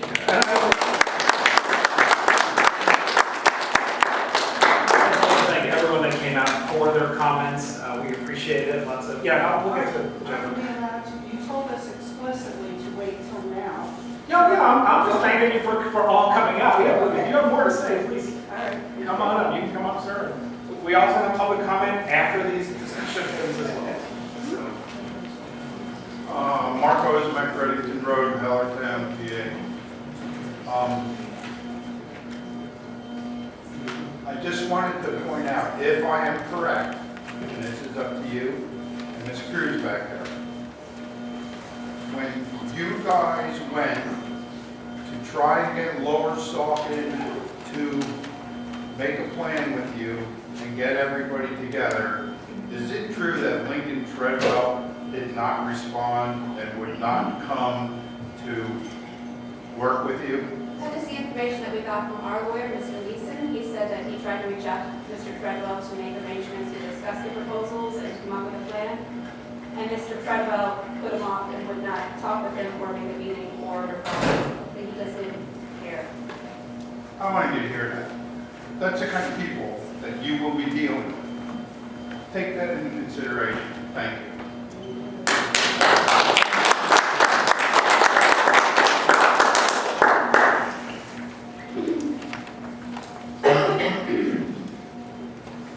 My name is Andrea Richard, and just so you know, the law says I don't have to tell you my address. You might want to check on that for me. But it is on your list out there. I am a resident of Lower Saucon Township. I am one of those residents of Lower Saucon Township that you have been told by our solicitor is one of the very few who doesn't approve of joining with Southern Lehigh Public Library. That small group of us includes the 11,065 people who have read Saucon Shenanigans in the last year since we started covering the library situation. So if you think 11,000 people is a small number, there you go. I would disagree with you. Secondly, to be respectful, I really don't care how you run your township, but I do care how our township gets screwed in the process by the people that run our township. And this nonsense with trying to make Southern Lehigh Public Library just really, really love us is embarrassing, and it's ridiculous. And it's a scam, as I said earlier. Kat has already covered most of the details that I was going to cover, and so I won't go through them again. But what I'd like to point out is, by the way, I used to be a corporate controller, so I, for example, would recommend that you never enter a 10-year agreement that has no inflation clause in it. That's what they were offering you.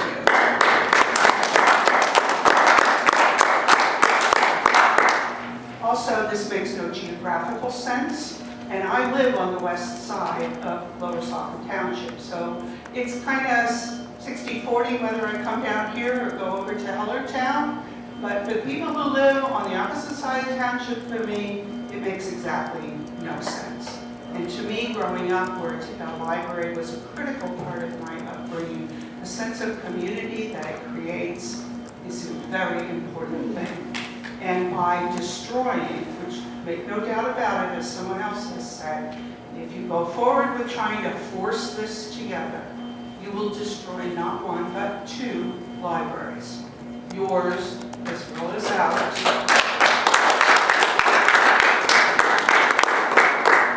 Because as a controller, I can tell you these numbers do not make sense under any situation.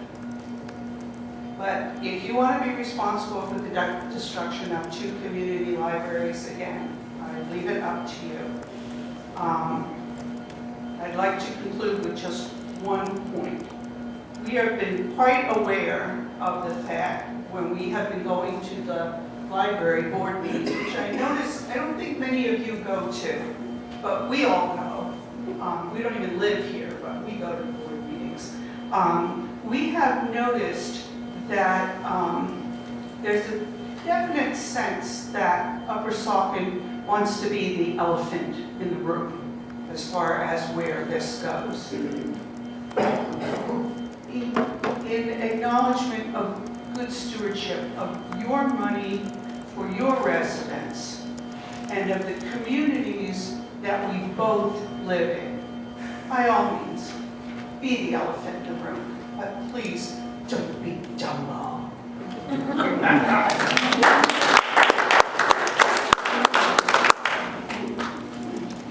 All right. One more? Just lie on that so I don't miss anybody.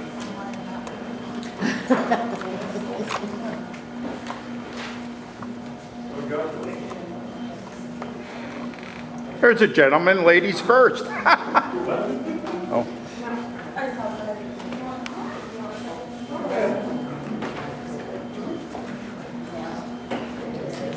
Victoria Toft Cordero, live in Lower Saucon Township. I want to say I do think that the title of this agenda item is a little bit misleading. I think you've already heard that this deal is not $1 million offer for you with wonderful rainbows and sunshine. It's a 10-year contract with a municipality that has taken upon itself to tear communities apart. And I say that because I've come to Upper Saucon Township, I've driven through it to go down 309, but I can tell you that Upper Saucon Township is not the Saucon Valley community that Lower Saucon Township knows and loves and has been a part of for well beyond my age, but I would say 100 to 200 years that community has been together as one. There's a school district that services Lower Saucon Township and Hellertown. Our residents don't attend Southern Lee High School. Our residents don't attend your pool. Our residents don't use your compost center, or if you have one, we don't even know. Our residents don't attend your trick-or-treating or your Halloween parades, your community celebrations. All of those things happen in Saucon Valley. Saucon Valley is Hellertown and Lower Saucon. It's always been that way. That is why the Hellertown Area Library was formed. Its original inception were members of Lower Saucon Township. It wasn't a library formed by Hellertown for the benefit of Hellertown to siphon money from Lower Saucon. It was a community library started by some of the same types of people that you have on your library. If you accept a deal with Lower Saucon Township, you will divide a community that's been together for hundreds of years. You will destroy a community library next to a school where those children go to school together. So you will destroy Lower Saucon's community, Hellertown's community, and from what I'm hearing, from what Coopersburg and all the other funding partners that you have, you are going to create a big Pandora's box for your own future library. And so I implore you that you think about the deals that you're trying to enter into with Lower Saucon Township. Because while there may be a few Lower Saucon residents that live close by to Upper Saucon Township, there are many, many that live all throughout Lower Saucon on the other side of Hellertown. And I have not heard anybody who wants to come to Upper Saucon Township. There are people, I am a registered Democrat, there are people that are registered Republican and hate my guts because I'm a registered Democrat. but by God, they have a Save Our Hellertown Area Library sign in their yard. Because that's where they go, that's where they want to be. And we've never seen anybody come to our Lower Saucon Township Council meetings and say, we love this deal, we want to go to Upper Saucon, let's save all this money. Just think about, would you give $250,000 of your COVID relief money to another township? Would you do that? So put yourselves in the shoes of Lower Saucon and ask yourself, would that be a good deal? I don't think you would say yes. Thank you.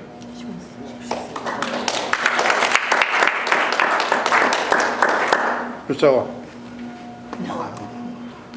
Hello, thank you for allowing me to talk. My name is Kathy Fenstermonger. My address is 3180 Apples Church Road, Bethlehem, Lower Saucon Township, Northampton County.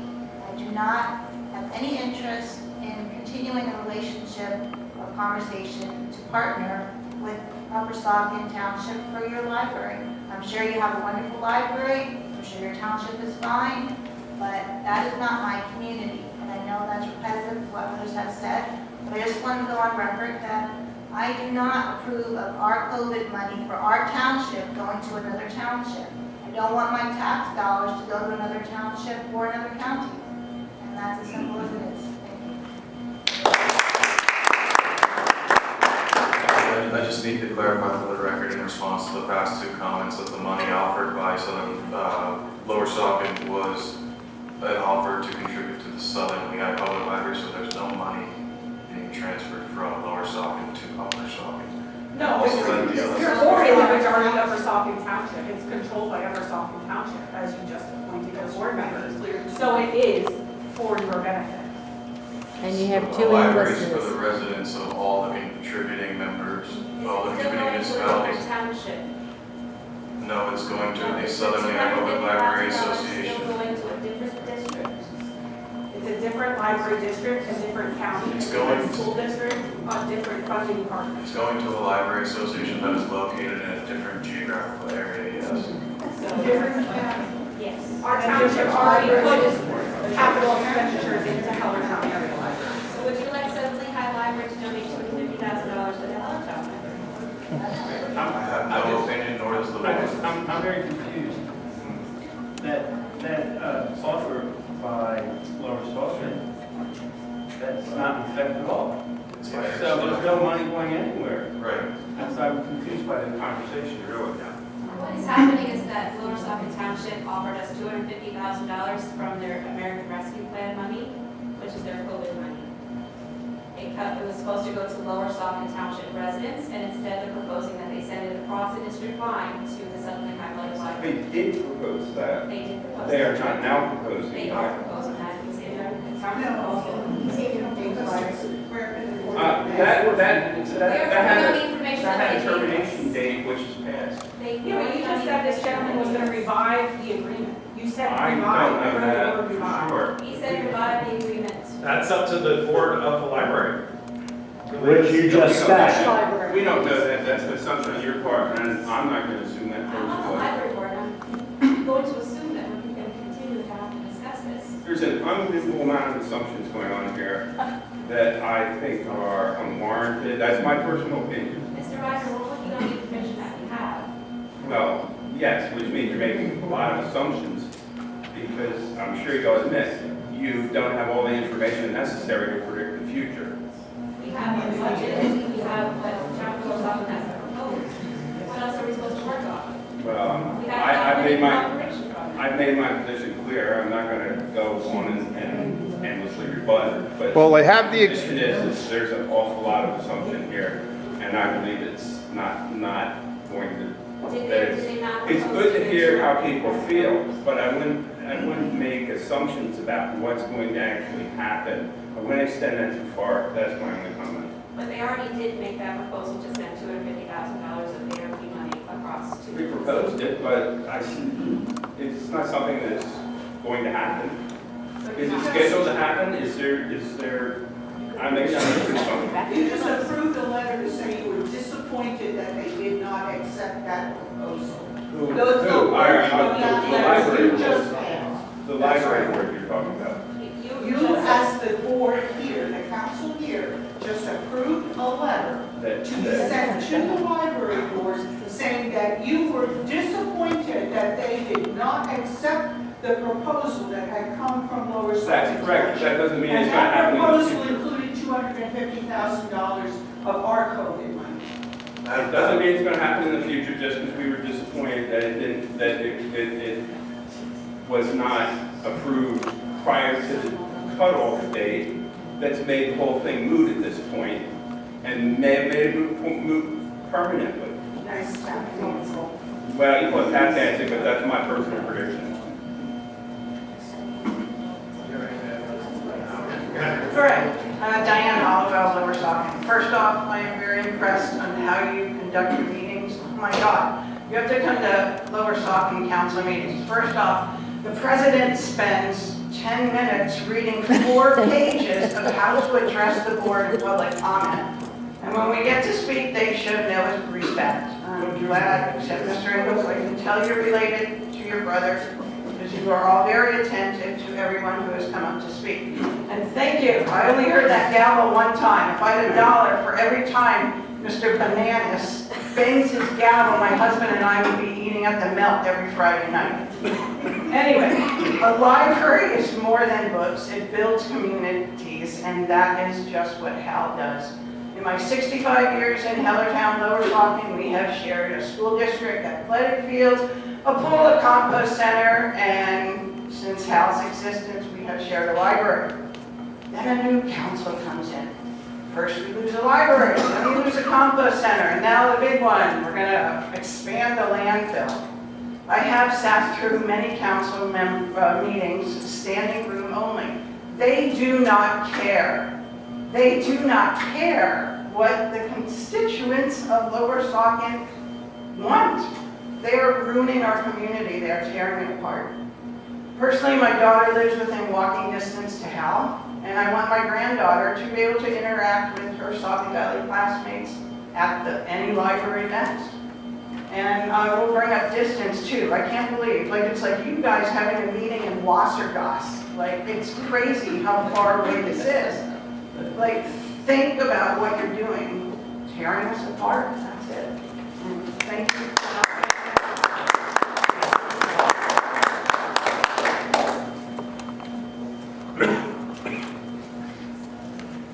Hi, I'm Roslyn Socha from Lower Saucon Township. I just have a couple of points. I don't care if it's COVID money or our tax dollars. I don't want our money going to Saucon Township to stay in our county. There's so many things that need to be fixed. I do have a question. Every time we go to the meeting at Lower Saucon Township, we ask, why have they turned down Hal as a library? We never get an answer. I'm asking you, do you know why they decided to go with you guys instead of staying with Hal? Because we never get an answer.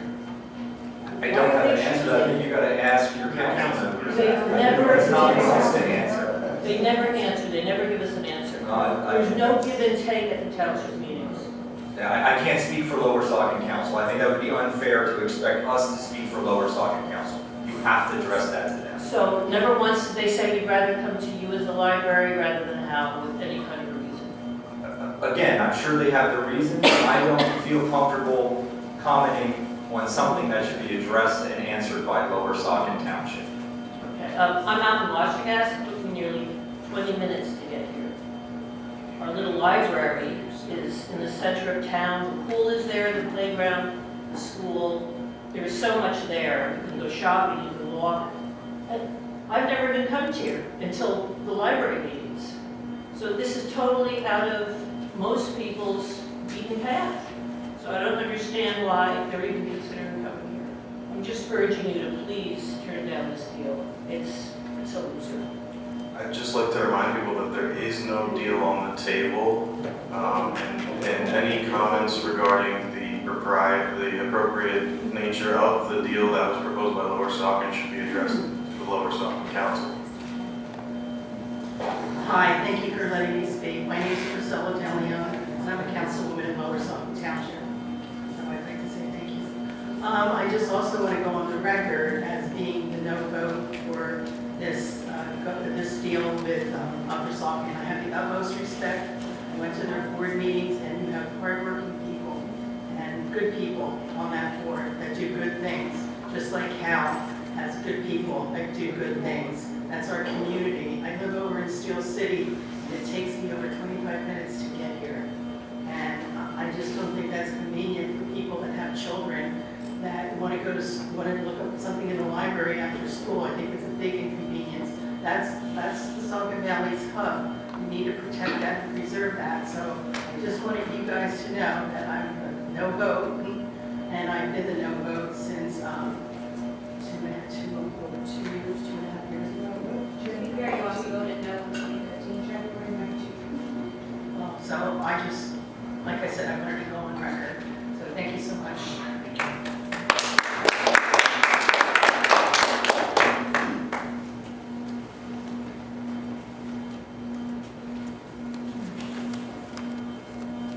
And Laura Ray, again, if you have me on your list. Okay, so some of the comments I wanted to make regarding the rejection of the $1 million proposal for library services. First, I would also follow up with the comment about just the wording of this on your list. It seems to be purposely worded like that to, I don't know, put the library down for, look at this big great offer that they turned down and without any details. So a resident who's not really following this closely would read this, they would think, wow, you know, that's ridiculous, why would they do that? And you keep pointing out that you are not the ones to make the approval for the offer, it's the library. However, the arm twisting that's been going on since the very beginning is clear. What everyone said, that the money that's involved, it makes no financial sense. And I don't know, you got the papers tonight, hopefully that's not the first time you saw those numbers. You should know that all along if you've done any due diligence. Our board doesn't do due diligence, or they don't care. Maybe they know what the real facts are, but they don't care. There's a personal vengeance behind all of this. By pushing to move into this, which apparently, you know, I don't know who wants to do this other than a few elected officials. The general public is not in favor of any of this. So by ignoring that and pushing to go into these long-term agreements, which make no financial sense, again, I'll say it's unethical, it's immoral, and it makes no financial sense.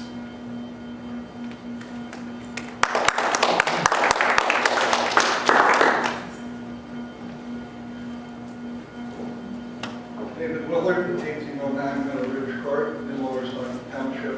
I've addressed the Lower Saucon Township Board on the library issue as well as your subsidiary the library board. So I will say I simply agree with all the comments that have been made. I won't be redundant at this late hour. I'll stay within the 3 minutes. I do want to thank this board and commend this board for taking public comment from interested parties who are not residents of Upper Saucon. In Lower Saucon, we don't offer that opportunity. We don't have that privilege. This board is different.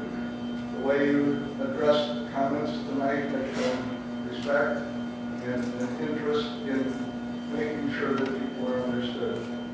Where I hope you'll be different from our board is, and this applies to the appointees to the library board that were made this evening, is I hope you will listen to the comments of your residents. That would be a difference from the Lower Saucon Township Board. Thank you.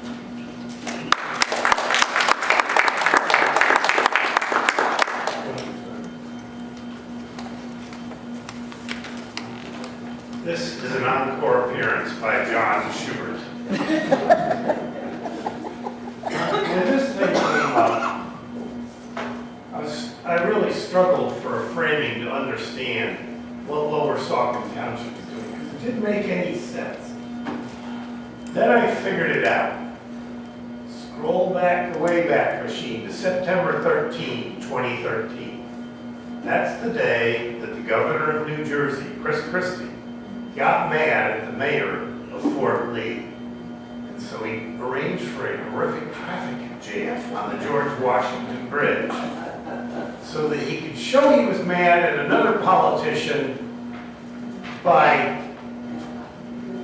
affecting negatively innocent citizens. And he crowed, he said, nobody has treated his citizens like pawns as badly as I did. And Lower Saucon Township said, hold my beer. So, Lower Saucon Township has a problem because, and it is well known, I trust all of you know this, especially you, Mr. Ennis.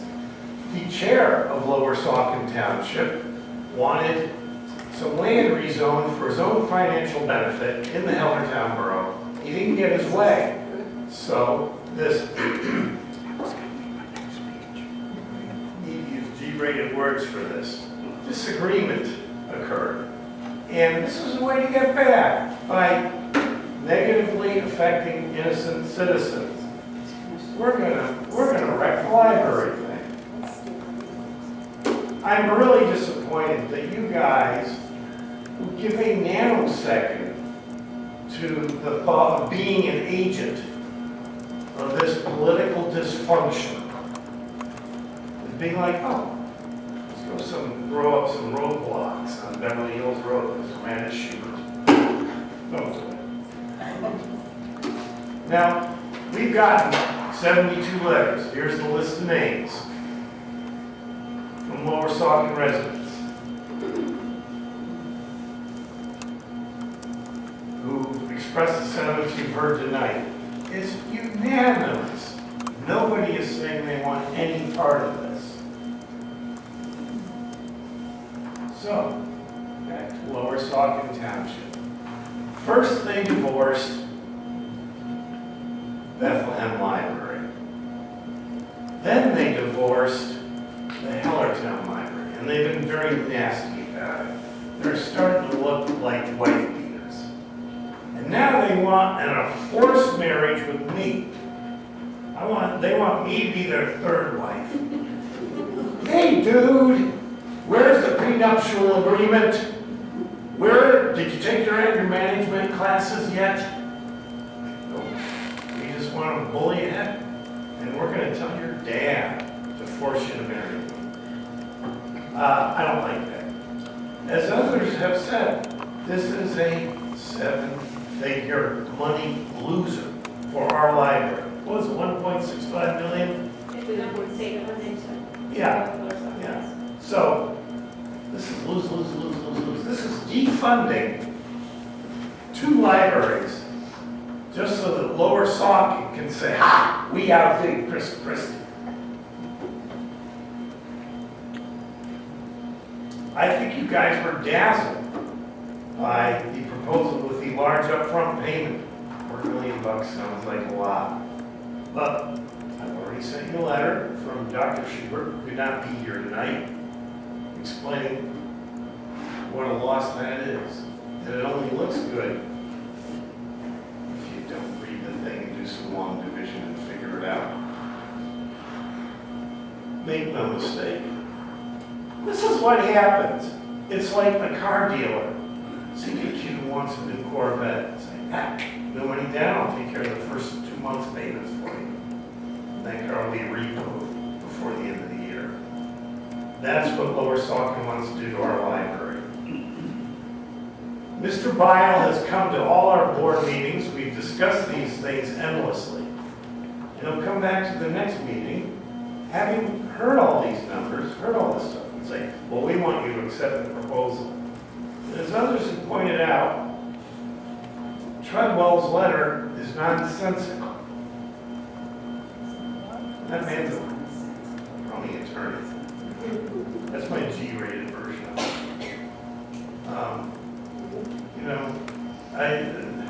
There's nothing there to work with. And you've already shown that you don't want the very good proposal that Candi Kruze crafted, she put a lot of work into, to accommodate Lower Saucon Township residents, make them able to use our library within the confines of library law without jeopardizing the finances of our library. And all you've got to show intent for that. And so I hope you understand the numbers don't work. This dog won't hunt. The myriad laws governing libraries. You try to always screw the laws. No. We run a tight ship here. Our library director, Lynn Sater, runs a very tight ship, and she is scrupulous in following state laws, which has the effect of producing an excellent library. I don't think you guys know, last summer, more than 1,000 school children went through our Young Readers program. That's the kind of community benefit that this stuff is jeopardizing.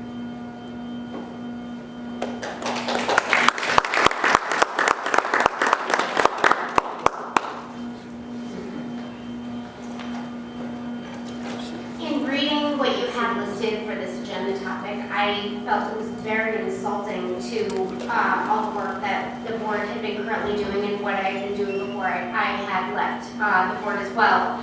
But something that I really felt strongly about was the fact that the library is for everyone. And our library in particular is for our residents that are using it currently. And I just would like to point out that last summer, I unfortunately was a little late in registering for the summer programs, which were beyond full. And I just want to walk around and show you. This is what some of the library programs look like. Do you see that? These are packed rooms. This is outside because some of the programs can be held outside, which is wonderful. This is packed. People filling the back of the library. People filling the parking lot of the library. These are packed. I was allowed to ask some of the programs with I have two little boys. We attend almost every single program that the library offers that we can fit into our schedule. And I'm a resident. So you're talking about possibly adding or looking to add in another township with their children and being able to utilize those programs too. But I'm going to tell you right now, you need to think about the residents that are currently using this library. And I'm telling you right now, I can't use the library for some of the programming. And is it the fault of the library? Absolutely not. There's a space issue that cannot be fixed. You can't duplicate the multi-purpose room. You can't always have programs outside. And there's also an issue when you bring in special guests like Mad Science, Music with Miss Melissa. You can't duplicate her performances because she only has so much time she can have for the library. As it is, we made 2 music classes by shortening one of the music classes and making 2 spaces, and that's what's taking up time in the multi-purpose room. And you're saying we're going to reject this proposal, but how can we possibly even think about bringing in that many more people and adding that many more people into our programming that we're offering right now? We don't even have space right now for the people who need to use the library. The library belongs to the residents that are currently using it. Meanwhile, the people want to be at Hellertown. There's space at Hellertown. And these are things that need to be considered in the grand scheme of things. So when you're looking at what's best for the library and what's best for Upper Saucon, it's making sure that your residents have access to the programs that are offered at the library, which, by the way, our library, if you don't know because your children are older or you don't have children, our library is known for the children's programs. They're phenomenal. Our librarian for the children's programming is excellent. That's why our programs are packed, and that's why there's almost no room whatsoever in the summer programs in particular because of, keeping the children busy, preventing summer slide, things like that. And that's why it's really important that you keep this in mind. We're rejecting proposals, but you can't possibly even think about adding that many more people into the mix when we don't even physically have the space to accommodate it, and the amount of guests and special activities wouldn't even be able to be duplicated. So we're like, oh, we can split story time into 3 groups or 4 groups. You can't even do that with the amount of space and the amount of presenters that are available. So these are things that really need to be considered when we're rejecting proposals. It's not about the library just rejecting them without out thinking about it. These are things that are considered and really long thought out and presented with a lot of great thought and detail. So I really want that to be considered as well. And, you know, it really bothers me that that was the headline that you wanted to put in the agenda, because it's really not fair. And just a reminder, there's no such thing as free lunch. So you want to say that $250,000 is the first large payment? It doesn't come for free. There's a lot of cost that comes with it. There's a lot of bad feelings right now with people in Hellertown, Lower Saucon, even people working at the library right now. They're constantly answering questions from residents and everyone else. This is causing a big issue. So think about that when you're making decisions and you're trying to strong arm the board members into accepting proposals. So when the next one comes around, because yeah, the other one's expired, I would really take that into consideration. And if you add more people into these children's programmings and more Upper Saucon residents are locked out of that, don't expect that the moms groups won't be showing up here and complaining that their kids can't get into those programs. Thank you. Okay, the next item is cancellation of the Board of Supervisors meeting scheduled for May 22nd, 2023, due to lack of agenda items. I assume we're okay with that? Agenda items? Good with that? The next is to review the agenda for the zoning hearing board meeting on June 5th, 2023. For Joe? Yep, I got it. There's one appeal on the zoning hearing board agenda for June 5th. It's the appeal of Stack Storage. They want to build a self-storage facility at 5928 Old Bethlehem Pike. They're asking for a variance or favorable interpretation to put a stormwater management facility in a riparian buffer area. It's not currently allowed under the ordinance. There's been some discussions with the developer about possibly making improvements to the architecture and design of the building. So I'd ask the board to authorize the solicitor to oppose the zoning application, or if you want, maybe refer the matter to the Planning and Zoning Committee and have them decide to oppose the application if the developer does not address the architecture and design elements that we're looking for. Do we have our engineer look at this at all? It's really a zoning issue. I mean, as far as the stormwater management part of it. It was reviewed as part of the land development plan. And so what, I guess what I'm asking is, it's still Not the functioning, it's the location of the storm, not the functioning of it. and so our engineer has concerns about the location. No, the engineer says that it will function properly. It's the zoning officer who has concerns that it does not comply with the zoning ordinance. So from an engineering standpoint, I'm not hearing an issue or a problem. I'm hearing basically this is a zoning issue. It's absolutely a zoning issue. I guess I would be more concerned about it being an engineering issue. I think if we want to get some accommodations from the developer in terms of the architecture and design of the building, this is the means to do it. Yeah, they were proposing a pretty ugly building, and then we met with them last week, and I gave them a bunch of suggestions as to how to make it more aesthetic pleasing, and they said they would come back to us, and they are working on that. Supposedly we were going to have a review today or tomorrow. I don't know if that came. I think if the board agreed to oppose it, we probably would have a faster and better result. Yes, and I think we want that. It's pretty ugly. Some of the storage buildings, they make them, it seems they almost make them intentionally ugly, so you know they're there perhaps, or something, and it's a form of branding, but it's not attractive.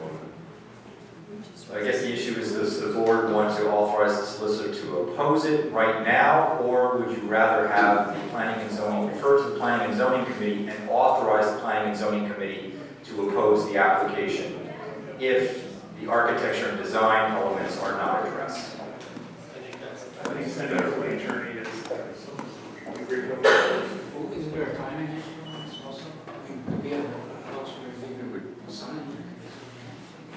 hearing board's June 5th, and we would need to quickly convene a meeting of the planning and zoning committee to get it resolved. So the timing is going to be very, very tight. So I would like to see it go to the planning, the tight schedule to go to planning. You're on this committee. Yes, I think we want to have a lot of say in what the vote. I think that, representation is probably better, just based on what I'm hearing. More leverage. And we need it to, because they keep talking about costs. So maybe one, two things here. Maybe you want to authorize the solicitor to oppose it, and then also refer this to the planning and zoning committee with the understanding that we want the planning and zoning committee to come back and make a recommendation regarding the necessary architecture and design features that we're looking for. Yeah, I would agree with that. That's, we met with them last week and we gave them a whole shopping list of things we wanted to see. Then go on board with this, maybe? Yes, yes. All right, so we're going to have the solicitor oppose it. Two wrong approaches. Solicitor's going to oppose it. We're going to authorize the solicitor to go to the meeting and oppose it. And then we also are going to refer this matter to planning and zoning to work out design elements of the proposed building and come back to the board with a recommendation, maybe a settlement agreement, if you will, as to what works in this particular instance. I think that's a good avenue. Good to me. Okay, the next item on the agenda is bills, payroll, and commissions. The prepaid invoice list dated May 5th, 2023 for check issue dates April 11th through May 8th, 2023. And the warrant detailed invoice list dated May 5th, 2023 for a report date of May 8th, 2023. The prepaid invoice list $666,060.94. The warrant detailed invoice list $684,477.34. Is there a motion to authorize payment of the prepaid invoice list and the warrant detailed invoice list, both dated May 5th, 2023? So moved. Discussion or questions from the board? Hearing none, all in favor? Aye. Motion carries. The next item is additional business. Any additional business?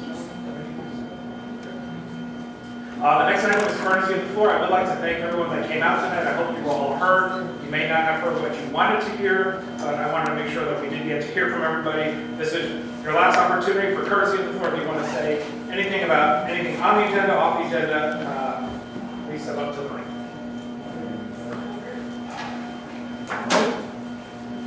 I would just like to thank you guys for taking the time to listen to us. I know this was a very long meeting, which we've been in a lot of the past year and a half.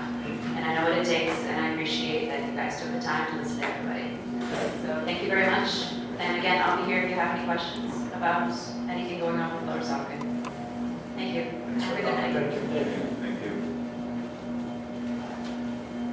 Sir?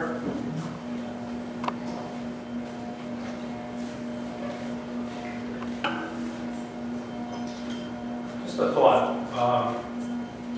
If this goes through and Lower Saucon Township joins our library, if I'm understanding this, they're going to appoint 2 members to the board, or our library board will be 9 members. Is that what I understood? Yeah, right now, there's no proposal because the proposal expired. Again, I'm saying, if this goes through. Well, there's nothing before us, and there's nothing to consider at this point. The offer that expired simply said that Lower Saucon wanted representation on the library board. There was no indication whether it was 1 or 2 or how that would operate. Either way, so that They want if this goes through, they want representation. And I understand we have a 10-year, so go ahead. No, since I think it would depend on whether or not, I think it would depend on the arrangement that they ultimately arrive at. Because I think there would be a difference in whether or not the township is solely contracting for library services, or if the library association is actually adding the township to its service area. And I think the bylaws would have to be amended accordingly in either situation. Okay, let me get back to my original train of thought here. I can answer that question. In the proposal that was not rejected but postponed, Lower Saucon asked for board representation as compared to the total amount of funding provided by 4 Suddenly High operations from all municipal sources. So if they provided the same level of funding as Upper Saucon, they would receive the same number of board representation, theoretically. But what they're not, they're going to give. We have to decide. Again, but this is all something that we don't really do. My understanding is Lower Saucon Township has proposed a 10-year, They would like a 10-year agreement with 75. and if that agreement breaks, Upper Saucon Township has to pay them $75,000 a year. That was proposed in the meeting, but it was not in the actual proposal that they sent to us. They just proposed financial penalties should any organization break an agreement with 75. So it was mentioned that And the it's current actually library 5 is, years worth of 75 payments that it was told, that was made in their board meeting, but they didn't put that in the proposal. So it would have told us like $350,000 penalty had they put it into the proposal, which they did not. so that red flag's still out. Yes. We can't just discount that that's not going to And be it the would have been language or for- something. From the language of the proposal, it would have been for any funding partner, so that would have been Upper Saucon School Board, Lower Milford, which has to have a drop in funding, and that's the first part. So this is why we wanted to meet with you all to discuss Lower Saucon proposal. So with the influx of more members of the library, it's already been mentioned that there's not enough space in the library to handle the township residents and the municipalities that are part of the library currently. So the new board members, if this happens, this is all supposition, if the new board members, if they decide that, well, hey, we need to expand the library. And you have the voting members, a few other people might say, yeah, that's a good idea. And they want to expand the library, where's the funding come?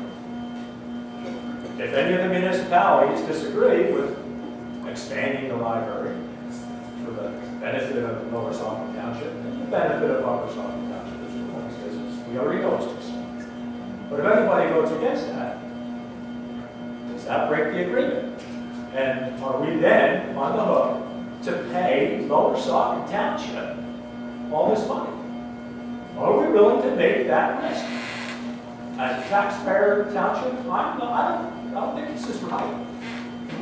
I really don't. I mean, we're talking about a lot of red flags, an awful lot of red flags. We're talking different counties.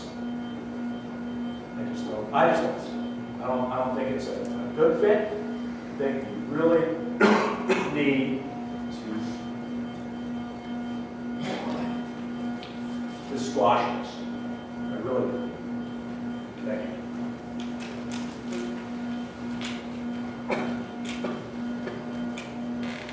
I hadn't decided if I was going to speak, but I decided. My name is Jane Kecker. I live at 1425 Colesville Road. I am a member of Lower Saucon Township, resident of Lower Saucon Township. I was one of the original people who ended up building the Helltown Area Library. That happened because Bethlehem at that time decided they would only give library service to municipalities that contracted with them, and Helltown did not, so it meant they had no library. Folks from Helltown and Lower Saucon Township got together and said, let's build one here because we need library services, especially for our children. I want to tell you that one of the greatest memories I have is working with the people from the Southern Lehigh Library. At that time, your library was near a garage, I think on, am I right, is it Beverly Hills? Yes, it was. Yeah. And they helped us. And we worked together very well, and that was a really good relationship that we had. Libraries do that. They work very well with one another. They can't work well if municipalities stick their nose where it's not really productive. Lower Saucon is doing right now is operating bad faith. We all know, or we should know, that if you want to do anything, make progress, and be positive, you've got to operate in good faith. And you've already heard how this proposal is full of holes. It was designed that way because all it is an act of vindication by several people. And the people who are suffering because of this are the residents of Lower Saucon Township. The majority of them, honestly, do not want to use the Southern Lehigh Library. Not that we don't love it. It is a nice library.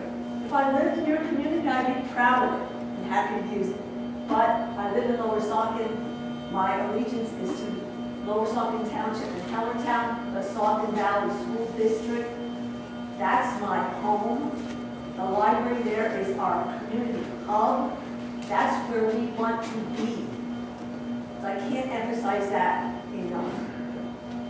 I think that you're being put in a very bad position because your legacy is going to rest on how you decide on this issue. So I think you should think about that a little bit too. And the one question that I've had through this whole evening is, what would motivate you to honestly go through with allowing this to happen? What would motivate you to? What positive would you see coming out of it? Honestly. I leave you with that thought. Thank you.